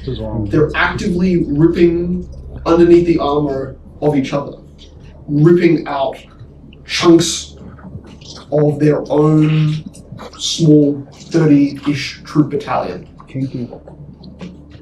The two figures, the bird, the black feathered bird and the giant, seem unfazed. But you watch as the giant lowers the ship behind the figures that have all emerged out, and then it touches the wall that is in close proximity to it. And you watch as there's a certain faint color of purple inside of that prism that just flickers out. And the wall becomes faintly easier to see through, faintly less bright, like the glow dulls faintly. Sorry. You're obviously able to see through. You're also able to go over it, but it is basically a 20-foot tall wall of color surrounding all of the troops and locking the Iridi inside. What do you do?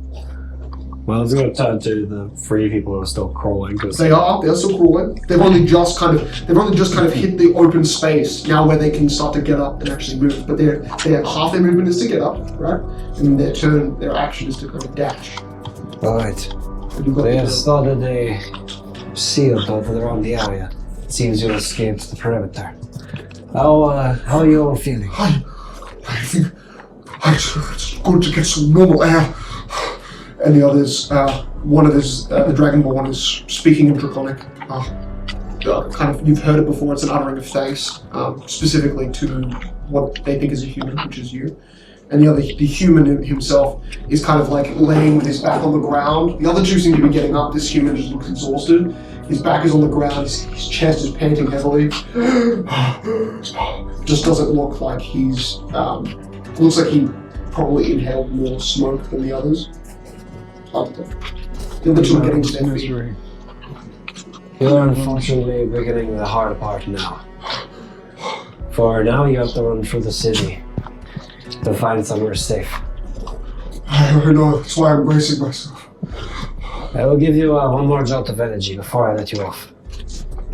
Don't save it.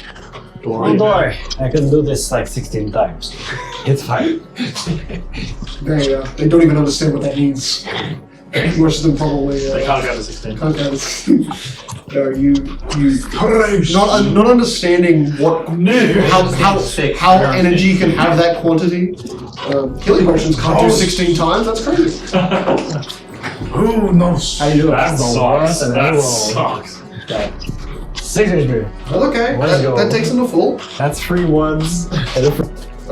Vaulted Bazaar, they head for the one, the building that you know had that fire in it, but they can't see that. They're heading for the closest cover. They're heading for the tall buildings, keeping them out of eyesight of what is here. And you notice that while there is a group of about 30 known rat monsters all starting to choke each other out in a large clump behind this creature, you notice from a distant area there's visibly like a few dozen small heads emerging from a distant kind of blackened land mass. But they're a few hundred feet away. Watch for roofs around. They seem to be gathering to watch and seeing. Harbor Force. Good to know. Good to know. The Dragonborn says as he walks out. The first English he's actually. It's kind of. It seems like it's almost muffled, but that could be the kind of also burning that's coming from the Iridi's direction. Like this, like thick, loud crackling sound. Thick is the wrong word. Thick crackle. You get, and the sound of like hungrily ravaging rabid dog rat people all attacking each other. You hear from definitely the giant, though you haven't heard him speak yet. Your wall of shiny insanity has no impact on me or my half-brother.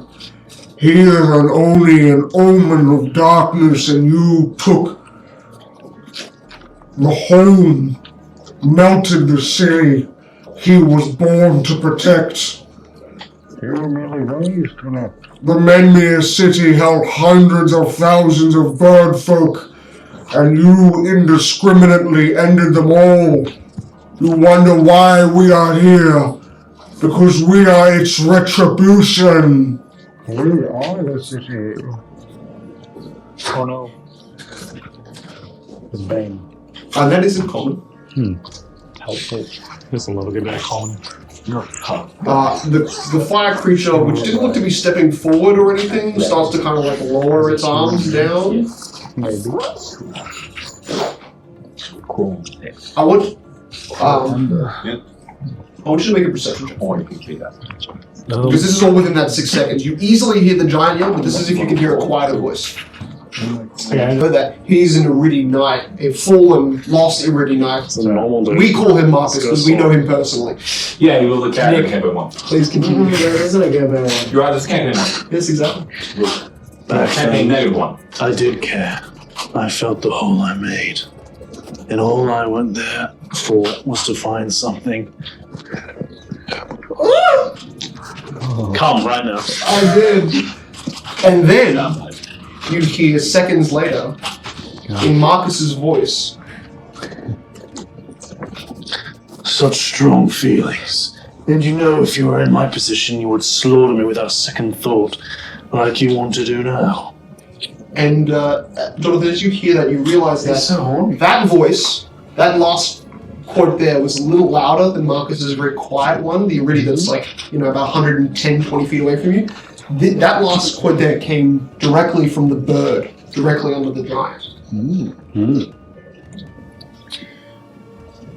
He's got a silent image. We have to fly up to actually see what's happening. As you notice that surrounding Marcus, suddenly flickering into being, there's this like faint reddish sphere, like a globe. As from under the broken hull of the airship, Jonathan, as you're kind of now understanding, turning to hear, turning to see, 2 bolts of dark green energy fire from under the ship that this guy has just lifted and put aside. In the horde of rat folk and gnolls, 2 dark green glowing streaks of energy smash, collide into that kind of red aura, or that red globe surrounding Marcus. Probably about a 10-foot wide globe surrounding his 10-foot form.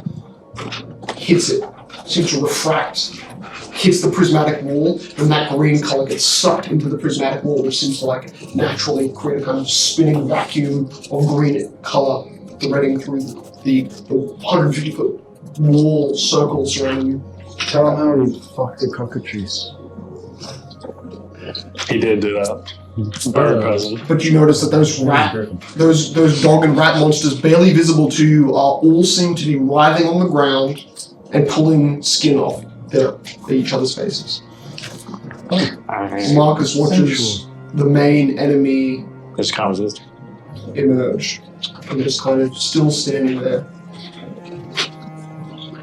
Standing here, realize. So that all describes the round of which you cast healing on your friends and sent them on their way. That's all of the audio you heard from that same round. This is now you peek in and look at that treasure that the bird guy was holding. Where is that box? is good call. Now, you rolled a natural 20 perception before, and I've been walking with that the whole time. It's in his hand, As he talks, you can see between the feathers, he holds it like a cat between two feathered talons. Alright. Doesn't pet it, just kind of holds it. Cats do have feathered talons. No, holds it like a cat in its two feathered talons. Remember, he was bird person. Seeing This is how Birdman, the green and gold Birdman. The son of a cat and a bird. Jonathan thinks this is one of the papyri scrolls, Jonathan is going to try to sneak in. Obviously. Please touch the wall. This will be so funny. Wait. You're trying to sneak in and touch the box or go into the box? Jonathan's gonna get slightly closer. He's not getting. Cool. That's what I'm saying. Because I'm not touching it this round. He's I'm gonna be moving stealthily. Now that the hostages are gone, scroll in the I need. I'm going to kill with this cruel. I'm going to go borrow this scroll from him, and then I will borrow it like a baby. I like that. Okay, well that's the goal. That's the scroll, you mean? Oh, here it is. Good. I mean, it's green. It used to be black, and that's the ironic part. Like, I made a shadow mini by giving it a green tint. It's a shadow mini. It works. This is Jordan. You're coming from this direction, like this side of the ship. So I'm going to put you. Let's put you like. Did you make your way forward at the end of your last round? Did you use your movement at all, or did you stay where you were? I basically stay stationary. Talk to them. I'm going to say that you're 30 feet off the map still. That you're over here. But I am. Which is visually for visuals. It's there. Actually, during last round, I raised myself in the air so I could see what was going on. Okay, so you're like. I'm at least like 30 to 40 feet up. See up here, 40 feet up. Oh my god, there was a time lapse. It's running out of time. Time gone. You can definitely see that there is, while most of the gnolls, which are right here, all look to be literally ravaging themselves, you can see that there's a few hordes coming from, like in this direction, a few more heads that don't look to be ravaging themselves, like running this way, and over that way, where this land is all kind of like blackened and soot covered, there's a few more coming from that way, but there are hundreds of people there as well. Alright. So I'm gonna. The guy is the Birdman. He's standing directly under the shadow of the I'm giant. really close to him. Yeah, I'm putting you 60 feet away, technically. Oh, nice. Because you were only about, the hull's only in total Let's say 250 feet. 2 routes to sneak up. No, 100 It's 180 feet. cool. Yes. You watch quickly as you're approaching and looking at that box. You see, for now that he's out in the open, the bird, with his talons, carefully opens the little the box, sliding it kind of out sideways. Not opening it fully, not taking the lid off. But in that movement, you watch as the bird, with a hand that slid the lid open, waves the hand in front of the path, like towards the firing beam. And then suddenly you watch like a shimmer in their place. And then this like stretch. You see there inside the prismatic wall, which is surrounding them, so you're still outside of that. Oh no. You're still outside of that. You killed them. You see the creatures stretch and then disappear, and then suddenly appear 5 feet away from Marcus. Oh boy. Fuck, I have to walk even closer to You him. do. Now you are 90 feet and a half away. And it's now at the very edge of this like ring. It's 150 feet, so it covers all of this. How tall is it? 25 feet. Or 20, 22 and a half. Okay, so I have to fly a little bit further up. You said you were 30 feet up. Yeah, fine. So you get, Oh, okay. you're good. But, so you can see, you now are, so much you longer to get over them though. you can't see what is kind of at the face level of them and what they're holding. Now, like he opened the box, but you now can only see the back of the giant facing the Iridi. John, I got a gun. I think I can kill him. Brandt, stop walking. Sorry. Why are you even talking to me? Technically, you're innocent. I got a gun. I made something, John. Jonathan, your perception is great. So you notice Pretty great. John Stark. You don't see what happens. You notice a black feathered hand reaches through the fire, which you see start to burn away the feathers. Plays something gold or like basically flick something gold as the fiery figure. Oh my god, the big bad bar. It's like, I doubt it. even visibly from your range, it looks like a speck. 6th level. But you can imagine this is a gold flake from your visible standpoint, the size of a small beetle. That's how small the gold flake is. And as it is thrown,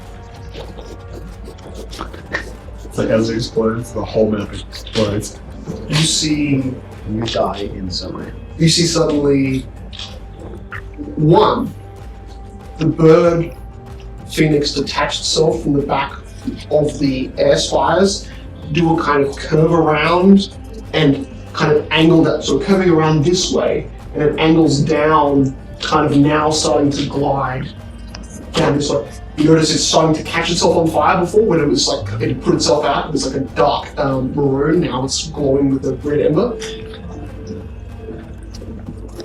You watch as the prismatic walls around you start to kind of fade, become more transparent. And you watch as the black feathered gold fleck thing cause something to happen. Because you watch that bright burning ember suddenly go out. You see there's kind of a very faint aura of red on him, but he's now not wreathed in fire. And you see he's a medium-sized creature, like one that walked up to you before at the edge of Seraphim, at the edge of Prologue and Warhold. Yeah, you're up big bird as well. You see it's actually a 19th level curse magic weapon. You watch Marcus's body fall onto both knees. Quick, And finish hit the the sunbeam. hit the ground. Nice. Pretty pussy. We suck, dude. That's an animal. Jonathan, you hear. We knew that this. Sorry, I got that wrong. We knew that you would be happy to kill us. We know you would corner us. But what we had hoped for is that your reflexes weren't prepared for our offensive measure. You suddenly watch near you, but here, a vortex of fire rise 100 feet off the ground, spire of fire formed by the wind and fire of the bird's wings, sends the gnolls and rat folks spiraling, sizzling into the air, these little black husks spinning around like dead flies inside of a trap. Is that sunburst? Firestorm. Okay. It happens instantaneously. And then it is over. A torpedo of flame. Of Phoenix fire. Actually, And you use a spider which spams sunbeams 12 feet in the air. You see It's not it. smart. He gave us some brain damage, never recovered. You see you have cleavage. To be fair, it has a wisdom, so it's gonna be dumb. He's mutated. You Raise see, up. as it fades, it seems to pass through the fire tornado that it made, seemingly harmlessly moving off of it. You watch as the giant that is standing over Marcus kind of looks back, and the phoenix like head dives for Marcus, but before it can reach the ground of Marcus, it just fades. Becomes completely transparent, and that wind force carries down, and you feel an intensely strong hot air, but there's nothing. Master Frodo, I miss my name. You also hear, if you didn't melt my father and mother, I would have killed them, so I wasn't too upset. But I was happy also, I like this guy. I never would have got the chance to find this. What my family called the Beetle of Death, a cursed artifact to assure death. Oh god, did it? The Beetle of Death. That's sick. It's not a scroll, but that's pretty good. That's really funny. The spell I have is also beetle based. It's 10 for this time. Coincidence? I think I picked it up. Oh my god, he's descended of yours. Wait, John, you can finally die. You take the beetle and kill yourself. This is the last line of the round, but then something happens. I just want to know As he said that, what do you do? This is your turn. Bottom of initiative. This is the beetle of death, he said. Over here. Yes, he did say that. Well, Let's fix it on the beetle. first of all, it's way too fast for me. I can't reach him. Revert to a normal dude. Not the big guy, the small guy. The small guy, even from your standpoint, like, this is from here to here, that's 90 feet. From here to here is 90 feet. So this is like 180 feet total to get to Marcus. And including the downward angle. Let me just check ranges quickly. Okay. While you do that, the final thing that you hear is finally, well, brother, it is only 2 out of the 3 cities' destruction to kill this night of house death. We are lucky. Let's continue. They're good people. Let's say the next. Sneak up. I will cast Deafness on him. But from the visuals, because this needs another spell to be activated, he'll see a giant ghost hand coming out, like a giant skeletal hand will operate and then touch Marcus on the forehead. Oh, my. As it just has like a little bit of bright energy as the apparition just fades back into the ground. Brother, what was that? What the hell? You make them both do perception checks to see things. You're floating, so you're the most visible you could be, but not Also visible. corporeal, which means he's It is nighttime as well. It is not nighttime. It is 11 a.m. Oh, it's 11 a.m.? Never mind. But there, again, it's basically nighttime because there is enough cloud cover from the smoke that it feels. They see They it. see me. So the bird creature on the ground looks back. There! There's a shadow floating in the sky! Wait. They're done. It's your brother. That's a good part of the story. So you don't move any closer. Hey, and This is your we turn. just fly up there. That'd be very funny if I just fly and pop over. You can't touch me, boy! What do you want to do? Jonathan will stare at him. Going, You guys are weird. Oh my god, Necronomus, I have not seen you I in will many get years. closer to the. I don't remember seeing it. Yeah, I'll touch the ground. Alright. I'll touch the ground. Fuck it. You're still back a bit, though. Yeah. Put you there. Actually, no, 50 feet, fly speed, right? 40 feet. 40, okay, so. Not much speed. That's true, you can't die, remember? That's true. What do you want? Force magic control. That's my action to cast that spell. Alright. I can't Alright. do anything else. Okay. The bird turns to you, and slowly the giant, who now knows that his body is collapsing on the ground, is now about to roar. You notice that out of the giant's hand, there's this this doesn't have a bow. It seems to be flicking and spinning its fingers in a rhythmic motion and forming out of a wound in its hand a spear made purely of blood. There's this 20-foot long, thin, surprisingly thin spear. It's a Mayhill moment. No, that's not as good.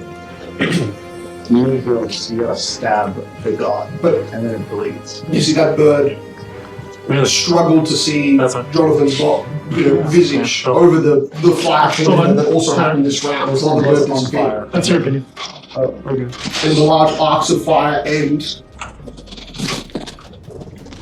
You hear, Jonathan, you hear, no, that's impossible. Death is restored. How can you? And then you don't actually see what happens, but Butcher was talking to something even though he was looking at you, but he's got 2 eyes on 2 sides of his head. Jonathan, you see a ball of fire just start as a pinprick. Annoying mosquito. And this is a delayed fire. It erupts with the detonation sounds from impact, with impact, with impact. And you see kind of moving out, half out of the fire radius, taking the bird with him.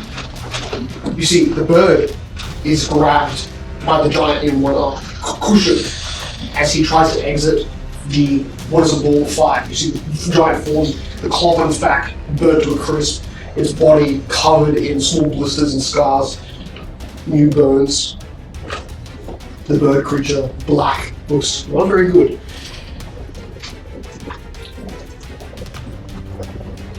Suddenly you see from that fire the ground scorching red, creating that kind of red glow permeating upwards. You see the beacon of fire slowly rising off the ground about 10 feet into Credit where credit is due. I didn't see you using a magic more powerful than the one you contain against me. I thought that's what I detected, but that wooden box kept its true power from me. Damn box. I set that trap to detonate, but it turns out when you die for half a second, you can't trigger it. Shame the rest of my wards have also fallen, but it means I can do this. as Marcus quickly flies Level 8. 10 feet off the ground, speeding towards the giant. The giant, in his open hand, summons energy in the shape of a blood spear and drives the spear towards Marcus. At the same time, actually, no. You see, not doing that. You see, the giant, his musculature seems to have enhanced, but you notice that there is a faint. He's holding the bird that doesn't actually seem to be moving anymore in his hand, and there's some sort of faint kind of blue energy which seems to emanate from the giant's hand, the big giant maw, palm, into the bird, which looks to be still in his grasp. You watch as the Iridi knight goes on the offensive. But you notice from the center chest, where most of the fire around his aura seems to be emanating from almost like from his back, but it does seem to be an aura around him. You see there's a kind of small sputtering, bursting point in the center of his chest, which is kind of new, and these large gouts of fire are kind of bursting out. Almost like a V is created out of the center of his chest just from some sort of hole made. Superhero pose. Marcus says. Oh, yeah. Some powers, I'm sorry. You watch in that form, Marcus rising, and then the giant casting some magic. Marcus moves towards the creature and touches him, and a similar type of blue energy that the giant put on the bird, a blue kind of faint ripple seems to surround the giant, touched from Marcus's hand onto the giant's body. Marcus, read. No, you can't just flee. The magic won't let you leave, even if you do slay me. Honestly, it's been a long time, but I haven't been this close to death in a while. This is a battle where you nearly killed me. I can't have that. And half cut off, the giant retorts face to face with Marcus. Now they are 5 feet away from each other, face to face. I'm actually looking for a really big KO. Bitch, I'm alive. You're fine. You think you can face me, but you are unarmored He's got some armor, but visibly he looks unarmored. and weakened. My brother, he knew your hubris would be your downfall. You will be a statue for his garden. As the giant seems to Marcus touched him. Now the giant's turn returns. Jonathan, you are able to do your action, but you notice in the same 6 seconds of your next action, the giant spears Marcus through the chest. And you see the blood lance. It is pure red, pure made of blood that materialized out of the giant's hand. Seems to double in its size, ripping the hole in Marcus's chest wider. and it almost looks like the spear itself maybe got longer as it's embedded in the ground, pointed down at an angle. This Marcus was 10 feet off the ground. This giant has speared Marcus, so that Marcus is like 10 feet off the ground, spear in his chest. The spear's head is well and truly in the ground, and he's just kind of like held off the ground 10 feet. His body slowly kind of sinks into the spear, crawling down that 10 feet, sliding down the butt of the spear until the spear's back. He's at the ground with his back. She casts gentle repose. Let him die. Now, what does your spell feature do? The spell? Yeah, that you put on Marcus right now. No matter how much physical damage you do, as long as it's not a death effect or energy drain or strength damage, he can't die. Okay. Love that. For 8 rounds. How did you do that from range? Spectral Hands. Spectral Hands raises the hit radius to 100 plus level plus damage. So all touch spells become ranged. Nice. Which is nice. Synergies. Okay.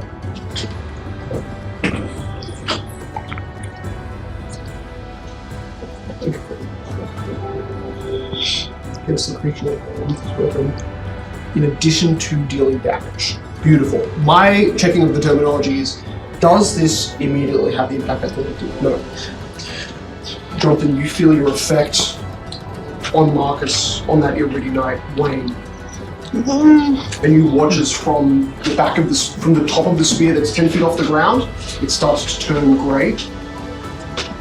The spear slowly becomes more and more like stone instead of blood, and then slowly that stone color begins to spread across Marcus's face, his hands, his arms. And as he slides down, he slowly becomes more and more hand. It's your turn. What do you want to do? You watch this all happen at the start of your round, and now it is the end of the round. Marcus would have gone, but he's petrified. Your turn. Yep. Oh, now that the prismatic walls go, all of these gnolls, about 3 or 4 that are left, because most of them ripped each other apart, there's 30, there's 3 left, are getting to their feet and starting to look towards, well, any direction for the nearest enemy, but right now they can't see anything. You hear from the giant, He never would have got it if that man didn't choose to burn his whole family alive. And you did that. Responsibility is a death sentence to the unwise. He knew that. That's why he only cares about his vengeance. And I feel his fire and his hatred. I'll get him. Well, thank you, Ken.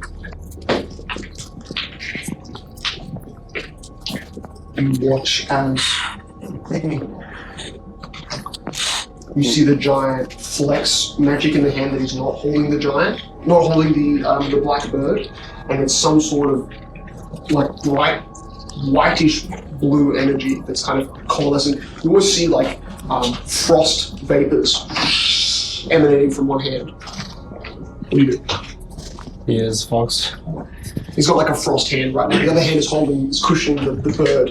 He's actively holding the bird. We're 40 feet closer. 40. Alright. I will use my action to get 40 feet closer. As just suddenly when he says that, I apparate even 40 feet closer. 80 feet, alright. Alright. Alright. That's my action. That's your action, okay. Oh wait, unless... Oh wait, is that the next round when he said that? Oh no, that was... Okay. That was... Yeah. Alright, that's my reaction then. Go ahead. Okay. You watch as the giant with the frost hand swings his hand in front of you and kind of around you and around him, and then it looks like he's digging his hands into the air and seems to raise them, summoning, like kind of like Marcus did, but this is out of the ground, frozen blocks of ice, 5 feet thick. Wow. Creating a barrier between you, the creature that he's holding in his hand, and he's basically blocking your not really affect you. You can fly above it. It's only a 25 foot tall wall of ice. But he's putting you and all of the undead into a ring together and blocking Marcus and himself off. Right. I walk through the full of ice as I'm a shadow and go for the wall. Fucking crazy. And you get, it's basically your turn. You're noticing that after that happened, he's using that same hand that summoned ice to apply some sort of magic to the creature he's holding in his hand. So he thinks that he's getting a round break from you because he's putting a wall in your path. He isn't paying attention to you. He's actively trying to apply magic to the creature. Attack is doing right there. I would say that more or less it's a surprise attack for sure. Correct. He isn't paying attention to you. He's actively trying to apply magic to the creature. Attack is doing right there. I would say that more or less it's a surprise attack for sure. Correct. So what's the touch AC? Touch AC of this giant? 17. Yeah. I hit. Okay, he takes Kill. takes 2 strength damage. He's like a baby now. They're safe. Okay, 2 strength damage. Alright. And now it's my turn. 35 strength to 33. Full round action. I'll do 2 more fucking touch attacks against him. Okay. I've taken a very small vial out of the ocean. That hits. Okay. This is all touch attacks? Yep, that hits. Alright. 4 strength damage. Okay, that's 6. 2 more strength damage. Is this a Raven feeling? No, this is my touch attack. I'm a shadow, so I just touch you. 10. What was the last one? 2? 2 more strength damage. Okay, so 8 total. So That's I'm at amazing. 10 total. Oh, 10 total. You sure? Yes. You I've did done 3 times? three. Or Quick maths. 3 times 2. So I did the first one, which was the opportunity attack. 2. 2. And then 4. 4. And then 2. And then 2. And then 2. Oh, yeah, So okay. 8. Okay, you're good. So that's 20. He's got 27 strength now out of his 35. No, 27. Okay. Oh, look at that sword. He does die instantly if he goes to 0 strength. Keep sucking him. I mean, you did. Because I'm He's unconscious. you can't go down. No, for shadows, you just die. No. That's a specific sucking effect. A creature dies if their strength exceeds their actual strength. Oh, okay. I will just one shot. Beautiful. So that's your attack turn. It applies no effect to you're fighting him from the back. veins, they're just darkening as Yeah. his skin slowly I think you even sickens. with that much strength loss, you watch this creature buckle to one knee, hits the ground pretty hard. But all of its effort, all of its focus right now is on maintaining what you're realizing is a scorched, limp bird in its hand. It washes, as you saw it was summoning, this faint green light from the palm of its hand washes it over the large bird figure, and you watch them just turns the bird creature into a black sparrow. Starts to fly up in front of the giant. I can do this, bro. Get to You safety. can do that, can you? I'll find you later. You see the little pharaoh Right. does a little one circle and then flies. I believe pharaohs are sparrows are 30 feet. I don't know why it's so noted. Should I smite evil so I can trap him? Yes. That's so dumb. Smite evil. I'm gonna just do raven because it's not. He's lawful good. He's lawful good. I can't. Okay, 40-foot fly speed, so that bird flies. You notice it's definitely towards the water, so it's western. Nice. I will curse you from the river for the crimes you've done to the city. Is he an outsider? You are a sinner. Is he a dragon? Is he undead? He's giant, I For guess. using cursed magic beyond Humanoid your dragon. allowance. For endangering many people's lives for your selfish revenge. I will be your executioner. That is exactly what this was. Selfish. He says as he turns his back to you, turns his back facing you. Alright. As he starts to glow, I will now full round action attack him. Okay, so So there's a now bunch I of get- strength damage.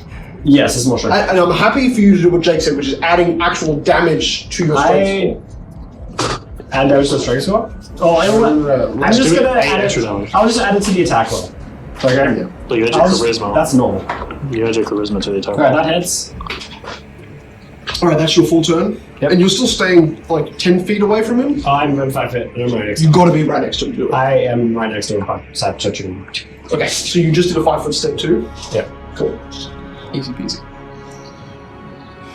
50-50 chance to hit. Yeah, very true. Very true. Well, he doesn't remove the blood spear from the corpse that's now stone. Okay. He grabs. I think that's an effective attack. Just double checking it. He. Me and one shot me. Could stop it, maybe. Will attempt to do basically a clap. 2 slam attacks Gonna clap you. with both hands, smashing you from either side. That's his goal. Alright. Full clap action. No, percentile back. Over it. Well, first Yeah, hit. yeah. I'm not going to worry about to hit. He has plus 28. Yeah, I got it. I rolled a nat 1, but I'm still going to count it as a hit. That one misses. Fuck you. Yeah, that's fine. Fine. Nat 1. I've rolled a lot of nat 1s this game. That's funny. Alright. So we can't slap you properly. You can roll your percentile die. 50%. Higher or lower, you got 57. Okay, yeah. Cool. First attack. No, sorry, 75. No. Flip it around. Alright. You're good. Roll for damage. You did it again. You're crazy. Yeah, same. Keep it on the other side of the table, maybe. That might help. Pennsylvania to hit is That's your slap minus- range. His hit also feet minus range. 5. Oh, really? Yeah, because he lost strength. Good fucking point. He also his damage is minus 5. Minus 11 Minus 11 is... minus 11 plus 2. Is this magical? So minus 3. Is it magic damage? This is magical. You're being. Oh, okay, go ahead. It's a slap. Slaps the air. He does basically a full double slap to try and You just like, you squish come your body. out of his hand. The 50% only applies if it doesn't do damage. Oh. That effect is. It's only for spells. Okay. Oh. So I slowly reculturate as the light glows. I am sorry. Your sins What are you? must be put to rest. What are you? I'm a normal ghost. Just normal ghost. Average ghost. Collection Go for it. attack. Your turn. That hits. That's a hit. Okay, perfect. No, let's go. Okay, 3 strength, 4 strength. So that's 7 strength. That's 18 total strength damage. Plus 3. Okay, that hits. The second one hits. Okay, both hit. Okay, another 7 damage to strength. In total? Yep. So he's down to 11. Okay, his to hit is awful now. I only have to minus 15 out of his 28. Ooh, really? 50. My AC is now really high for him. Cool. My AC, oh no, it's only 20. So it's 13, but his one magical fist is now considered plus 1. So it's plus 14. Okay, I have an AC of 20, so you can miss now. I roll 13 plus 14, so That hits, plus attack hits. and because he's only got one magical fist, because that's what the fangs give him. He has to waste around to not attack for one magical weapon. You take half damage. Okay. Yes, you do. Helps out all that, so this. 5 plus 1, 5, 10 points of damage, and you take half as 5. Poor dude. Alright, I'm at 16 now. Cool. Jesus. Well, this is a pretty good spell. It is. So minus 4. Minus 4. He cannot hit anymore. And He's at 20. And your tricks won't belong here anymore. And he will target one object or creature with Dispel Magic. Dispel magic. I have to make one spell check, d20 plus caster level. That compares to the spell. I'll take an opportunity attack. You are able to do that. You can technically stop him from casting the spell if you hit, right? Yeah. Because this is knocking him out. Oh, they missed. No, 17. No, I don't miss that. So if you roll a 1, you fail to end him. If you roll higher than a 1, 8% chance. 6. 6 strength. You see magic ready to unbind the shadow that forms you, reach out for you, and you sling a little shot. You dementor soul suck him. It's that like you shoot a shot, but somehow it's also got that like threaded tube where it sucks it back into you with something more. You feel the last of his strength sapped. You watch his body reaching out for you. Hit the ground, hand facing out, and like kind of twitching. Billion XP. He's not dead, you know that, but his ability to be conscious right now is waning. What, is he not dead? No, he's dead. No.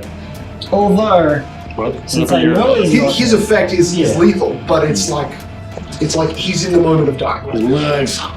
Yes. Can we kill you? boss monster. He becomes a shadow under your control.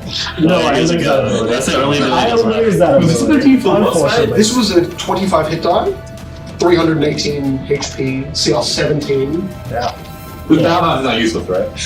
This is what it was meant for. One character. That's for Marcus to become petrified and for you guys to fight this guy. Yes, you guys. Didn't think Jonathan would solo it himself, but I'm impressed. You said this.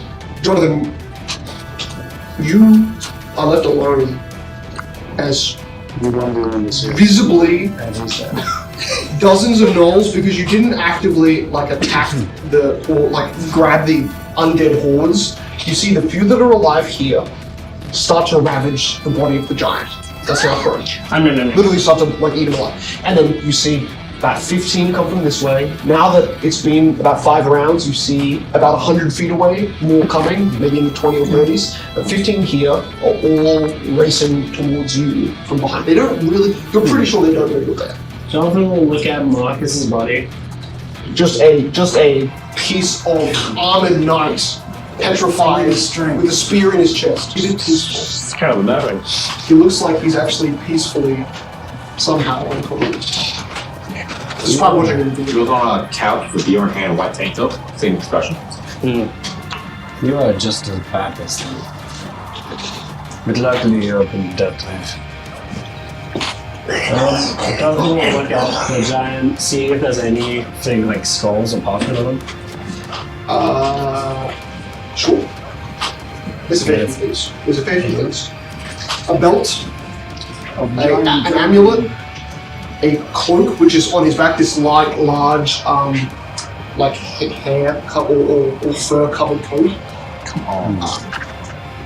Vestments of druids, and some sort of headband that's pressed above the horns. Okay. Well, I can't take any of this back with me. So. But actually, do one more perception check for me, because there's a very tiny object on his body you might be able to find. It's gonna be good. You've got to get above a 20 in total. Okay. That's nice. So you don't see anything. I am done here. Except, because I'm going to be nice, you find one scroll tucked into his waistcoat. Okay, I can't take any. The moment I have this bit, I can't take the objects with me. Everything I have with me drops. Yeah, you don't have anything with you. So, you saw the boss and you got no loot. Yep. By the way, it's okay. The scroll is scroll of hide campsite, so you're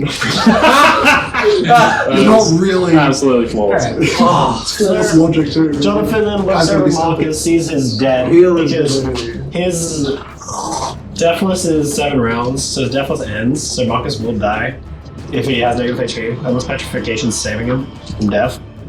So Jonathan will undo his transformation and wake up. Jonathan, you realize, looking around, noticing your trajectory, like the dog's bounding over ruined debris areas, so you really have to hold on for a second before you, like you're straddling the back of the horse's fur. You notice, Jonathan, you are 28 hours from where you just left. You see the other side of the city, the parallel, opposite, complete opposite direction, side. And your journey is parallel to the path that you were just on. You were heading for Kingstock here. Massive fortress walls. Well, Jordan, you're awake. Yes. I had to clean up the trash. What happened? I found my daughter. She's safe in a temple. Yoing is there, taking care of her. Where is he? Do you know where the others are? What we're supposed to be doing? No. Let me look with my locket. Don't go unconscious again, please. Don't worry, I'm not doing that. I activate my Divine 12, which is... Am I anywhere near Oscar? In 1,000 meters? 1,000 feet. 1,000 feet? You're not within Yes, I'm gonna be nice. Yes, you're within 1,000 feet. Because Moki walked a long way out and then had to come back around. So you're coming back around, you know you're at the very borders of where you can feel him at the 990 foot distance away. And it is in the direction that you were originally, so south, towards the far other side of the city. And he's not moving. I have found Oscar. Maybe they're still together. Good. Limerick. Something good at least. Come there. Let's go. Shut up. You see Moki flail at a direction which looks like the wind was attacking him and he flailed at it. That's all I can say. And you watch Moki as behind you the dog changes path. And now you have to turn around and follow him if you wish to. Yep. Let's keep doing this. What happened where I was away? I ran. All right. Very Respect. Hey, you killed it, I remember. No, I remember. I saw that there was near the Trying to do crash one site. spell found. It's a waste of spells. There was a Good, Jonah. there was the army of the leader of the rebellion to try to take over the city. Butcher. The butcher. The butcher. I dealt with one of their leaders. We should be. Did you have any? Did that fire guy help you? No. Don't worry, I dealt with him as well. Oh. Okay. Fucking liar. Jonathan Easy smiles arrogantly. Easy clap. Yes, 2 in 1. Murphy's mind, he just thinks, oh, Marcus and the butcher must have like fought each other, and then he's cleaned them up. He smiles like that's the case. Didn't have it the other way around. Should have souls to venerate. You can't. Just sucked him. You march for hours because the path ahead of you, it becomes what you think is that's a 50-minute walk. You're going at fast pace. That's a 30-minute run. There's 3 directions that are completely cut off. You have to march. You have to sprint march 40 minutes in a different direction before you curve back.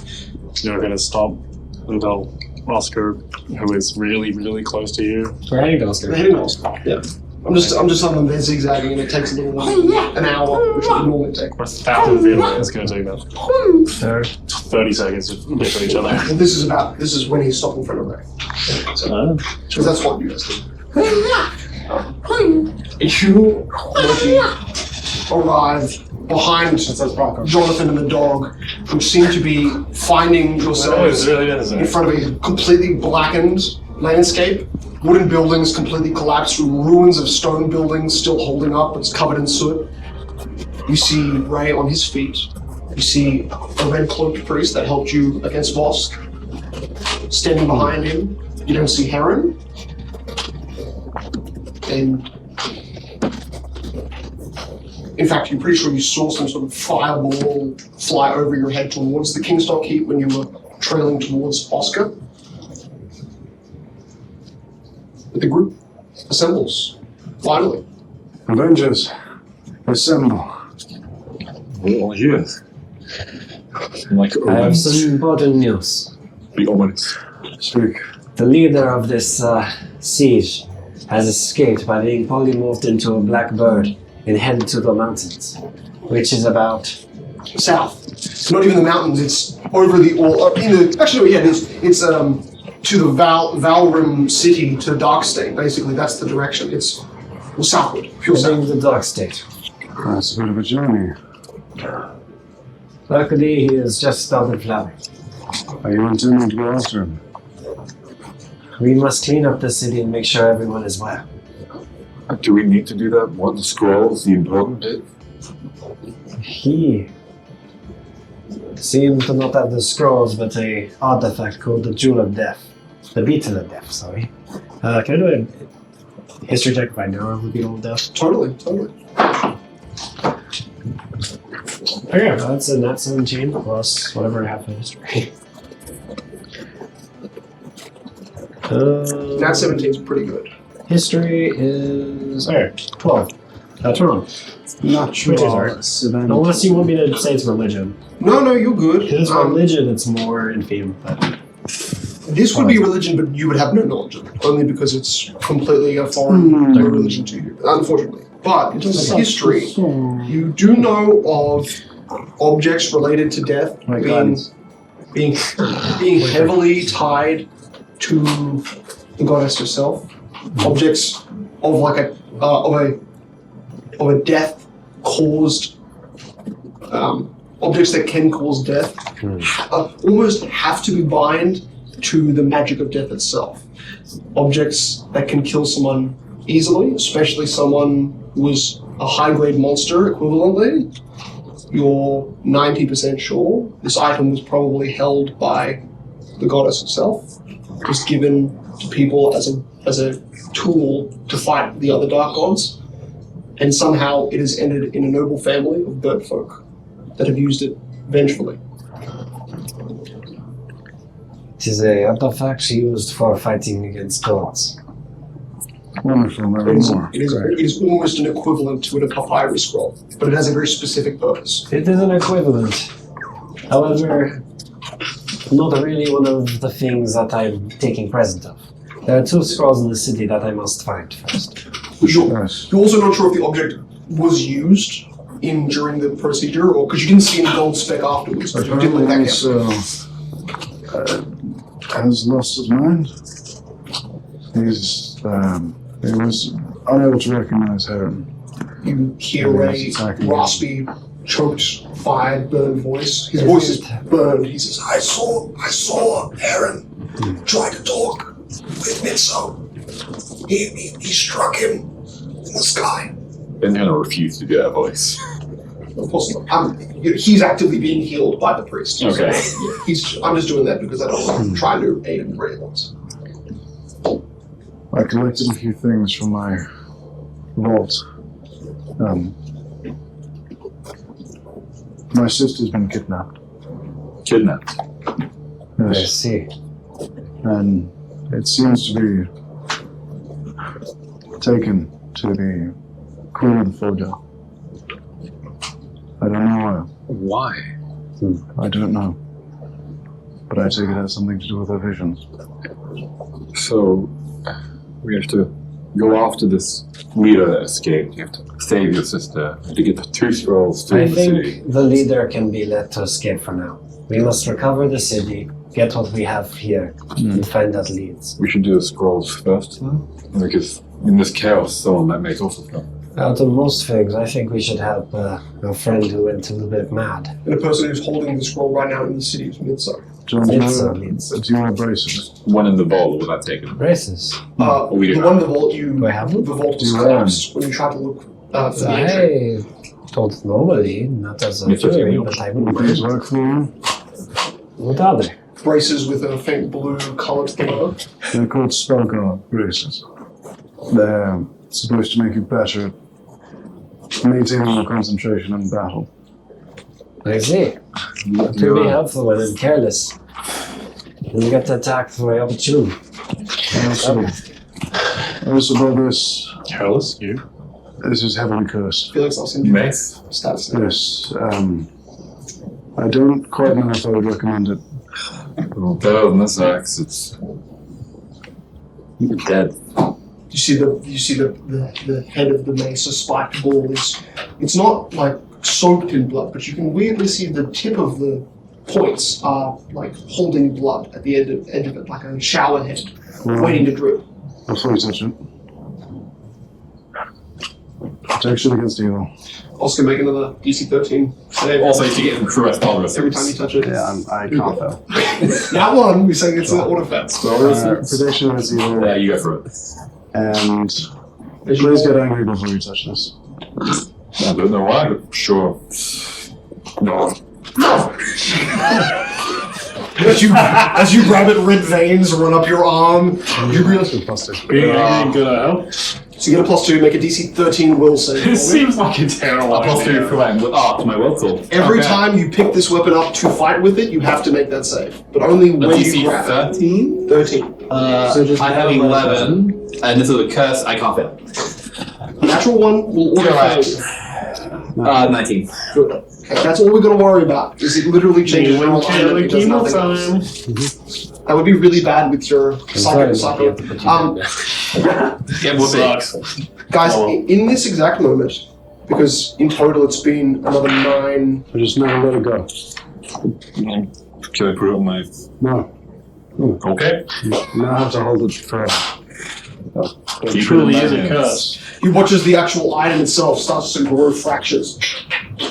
The head and ball of the hammer of the mace starts to get small little web spiders that cracks. I don't think it works for me. I don't know. From those cracks, small amounts of blood. Why didn't you give him an ooze evil out. mace? It has a spiky head, right?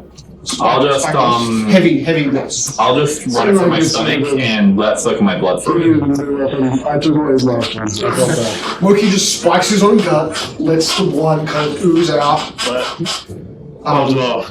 What? Moki, as you're holding it up, you realize that Affected his mind on the again. other side of I'm hoping my blood can get rid of the curse. on the other side of Ray and the priest, which is kind of standing up in the Your opposite blood you, has purifying effects. you see emerging from the back of My a blood's just better. ruined brick building.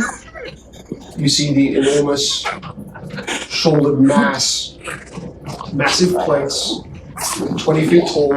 Look, you're grinding it in your gut. Yeah. You're like using your grunt as a dough roller, Yeah. and you're just pulling the skin out. I do that for 18 seconds for 3 rounds. As you're doing that, and you're having a medium amount of panic run through you as you're kind of like, I don't know why you're doing this, but you know, you're thinking about He's a why. fucking idiot. I know my blood is cursed. It's just my curse is better than that curse. Boom. That's totally how this works. And you recognize that's how it works because you notice the apparition of your father emerging from behind a building on the opposite side of where you're looking, behind Ray, behind the building that he's leaning up against, curves the corner, stares at you, and then begins to charge at you. You react. Look to my friends. They're not reacting to it. They don't see it. You guys not see the... He runs at you, and you watch. There's a moment where he's sort of like grinding the mace into his gut. Then you see Moki looks like he is spectrally flung 10 feet back. Like he looks like he's about to rear up, but then his whole body just takes a double and literally flies back 10 feet. You do land on your butt, like on your side, but the physical impact of your father hitting you was there, and now that you look back to where he was, he's not there. Okay. Did I walk over here? Or You sort of flung yourself. I flung myself? So did you see did somebody just run into you? Is there a ghost around? Not around. You feel suddenly cold iron grind down the side of your neck. You feel blood start to gush down your neck, down your trachea. You see the curved axe head of your father's massive, multiple layer, like almost a spine blade but made of metal. And you hear over your shoulder, though you're seeing him, you're seeing the weapon from a downward angle put under your neck. I don't want you to talk about me. Oh. Silence, boy. Say another word.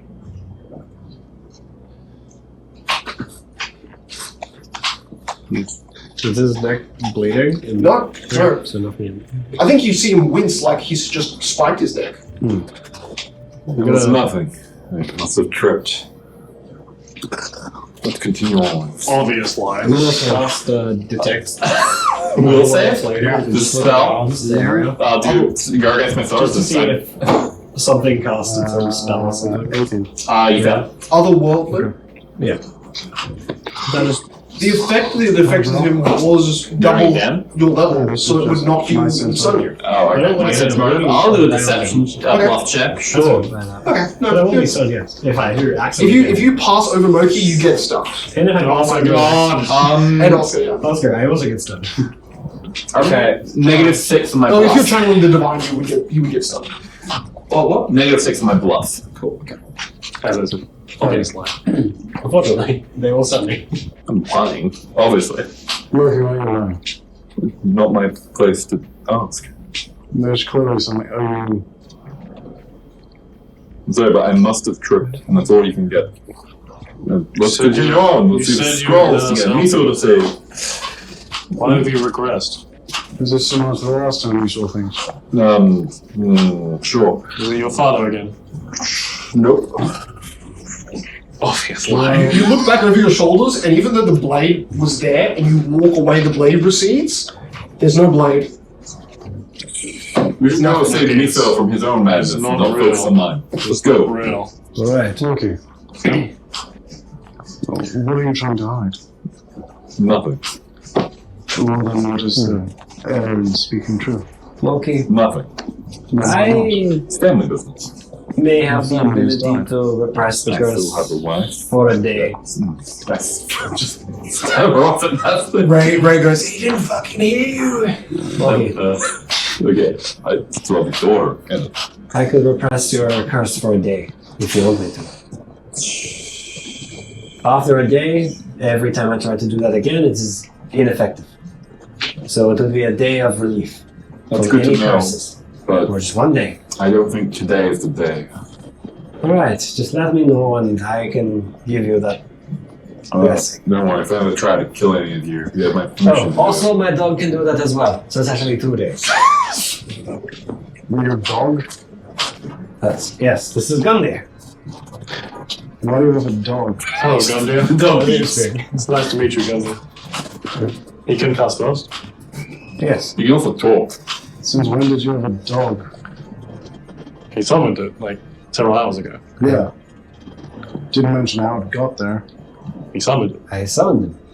How did you learn how to summon a dog? We did a cookie ritual and got extra After abilities. connecting to the other life, Right. Sorry. I raised asked. Gundy when he was a pup. It's quite useful. Also the wolf. Sure. However, if I don't remember if the one of them is where he died. Are or they capable death in or- combat? There's a giant wolf with a sword. Yeah, don't worry, he'll be great. He Is the isn't full sword player. for show? I feel like the sword will be far Oh less. no, he is a very capable fighter. As you guys are talking, Loki, you look around after feeling another piece of metal kind of grinded on your shoulder, kind of tapping your shoulder. As you look back, this time you do notice your father, and you're hearing your friends talk, and that's not muffled. Your father isn't talking.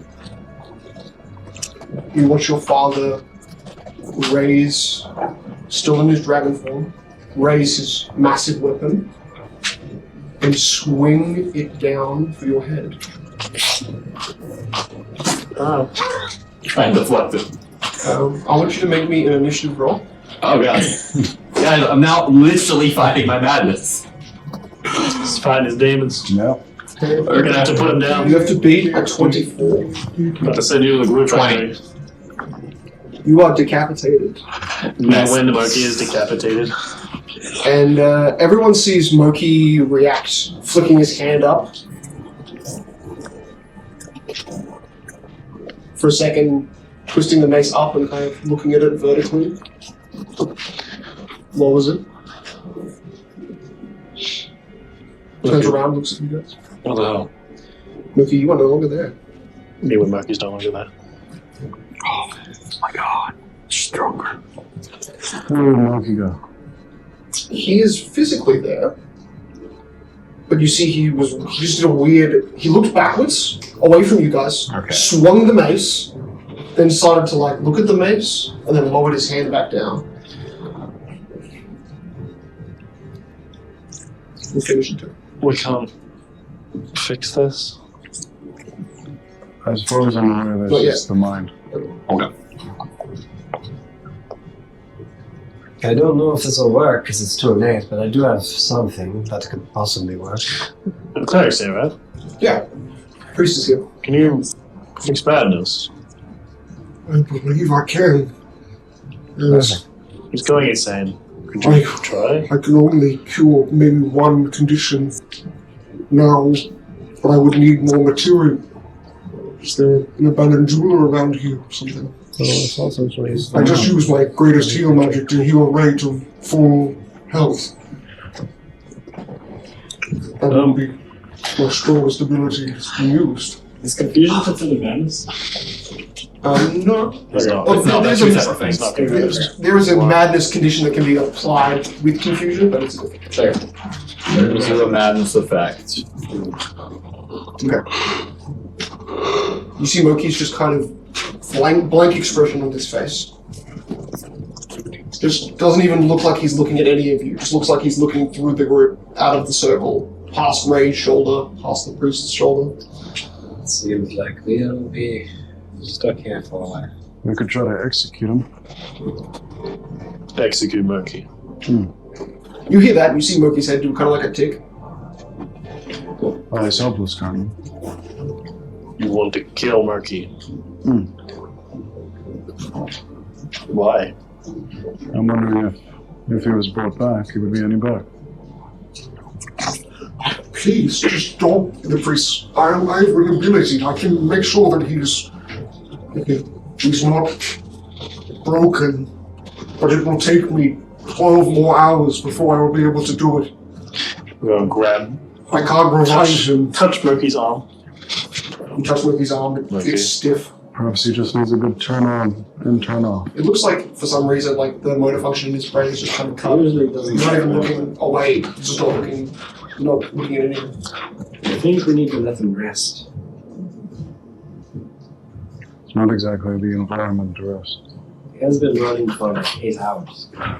As far as I'm aware, he's been running his whole life. You're pretty sure that he's been running for, since you left the dog, 8 hours later, plus 2.5 hours of getting here, so 10 hours he's been running straight. Have you been aware of? The only rest we had was on my feet. In the time that you've known Loki, has he ever taken account of what's happened in his life? What do you mean? Have you ever actually observed what brought him to where he is now? I'm sure in his mind he has. Not out loud. Are you certain? Okay. I can't presume to know what's inside someone else's head. No. Sometimes an outsider's perspective knows more than the person themselves. It seems very clear that he never really, or at least tried to ignore it, rather than deal with this. Perhaps it's just all of those catching up with him. I think that we may have to let him have a rest and maybe he's not cut out for this adventure work. You guys didn't really notice it, but as you've been talking, his eyes have slowly gone from gazing into nothing to gazing down at Ray. His wife, Like hard-eyed Ray. maybe it's just a break. Losing his kids, his wife. After his daughter again, after finding her apparently. You can see his fist around the mace is white-knuckled. Yes, he has work to do. He's not unresponsive. Yes. Ray's. Why is he looking at me? Okay, while he's here, perhaps you should try to take his mace away. Sure. As you grab his mace, his arm kind of bends down with you, like he's about to let it go, and then you feel that last bit of restraint. Like at the point where his hand has crossed his body to give it to you, he's just not letting go. Something tells me he's going to attack everyone now. Yeah, I got that vibe too. That's why I said take the mace away. You do a stunning strike, you hear a growl from Loki's mouth, and then you hear like almost like the teeth crack, and he's like big paw, he's like flexing his jaw, he's crunching his teeth. Make a stunning strike attack against Loki. I'm probably not raging, but if that changes, tell me. You would definitely be raging. Okay, cool. But I know you've got a lot of wisdom minuses, so stun might actually. My will is counting 1. Oh, but is it a fort save? Or is it a will save for stunning strike? It's a fort, right? Pretty sure it's 4. Yeah, my Yeah, fort it'd be is nice if it was really will. good. It's what D&D is. Oh, Sounds right. That's console for Dandy. What is? 23 That's the to hit. wisdom that increases. Increase. That definitely hits. 12 plus. So 12 physical damage plus 5 electric. And sure, make a fort save. DC. 18. 18 fort save.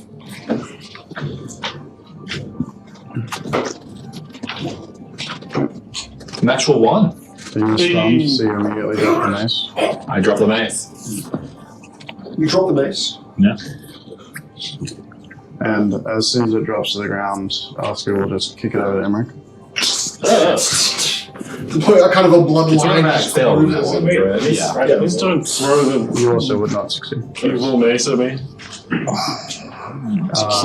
And then I would have succeeded. Just. It's a key ability. I'll do 2 more attacks against you. Yes.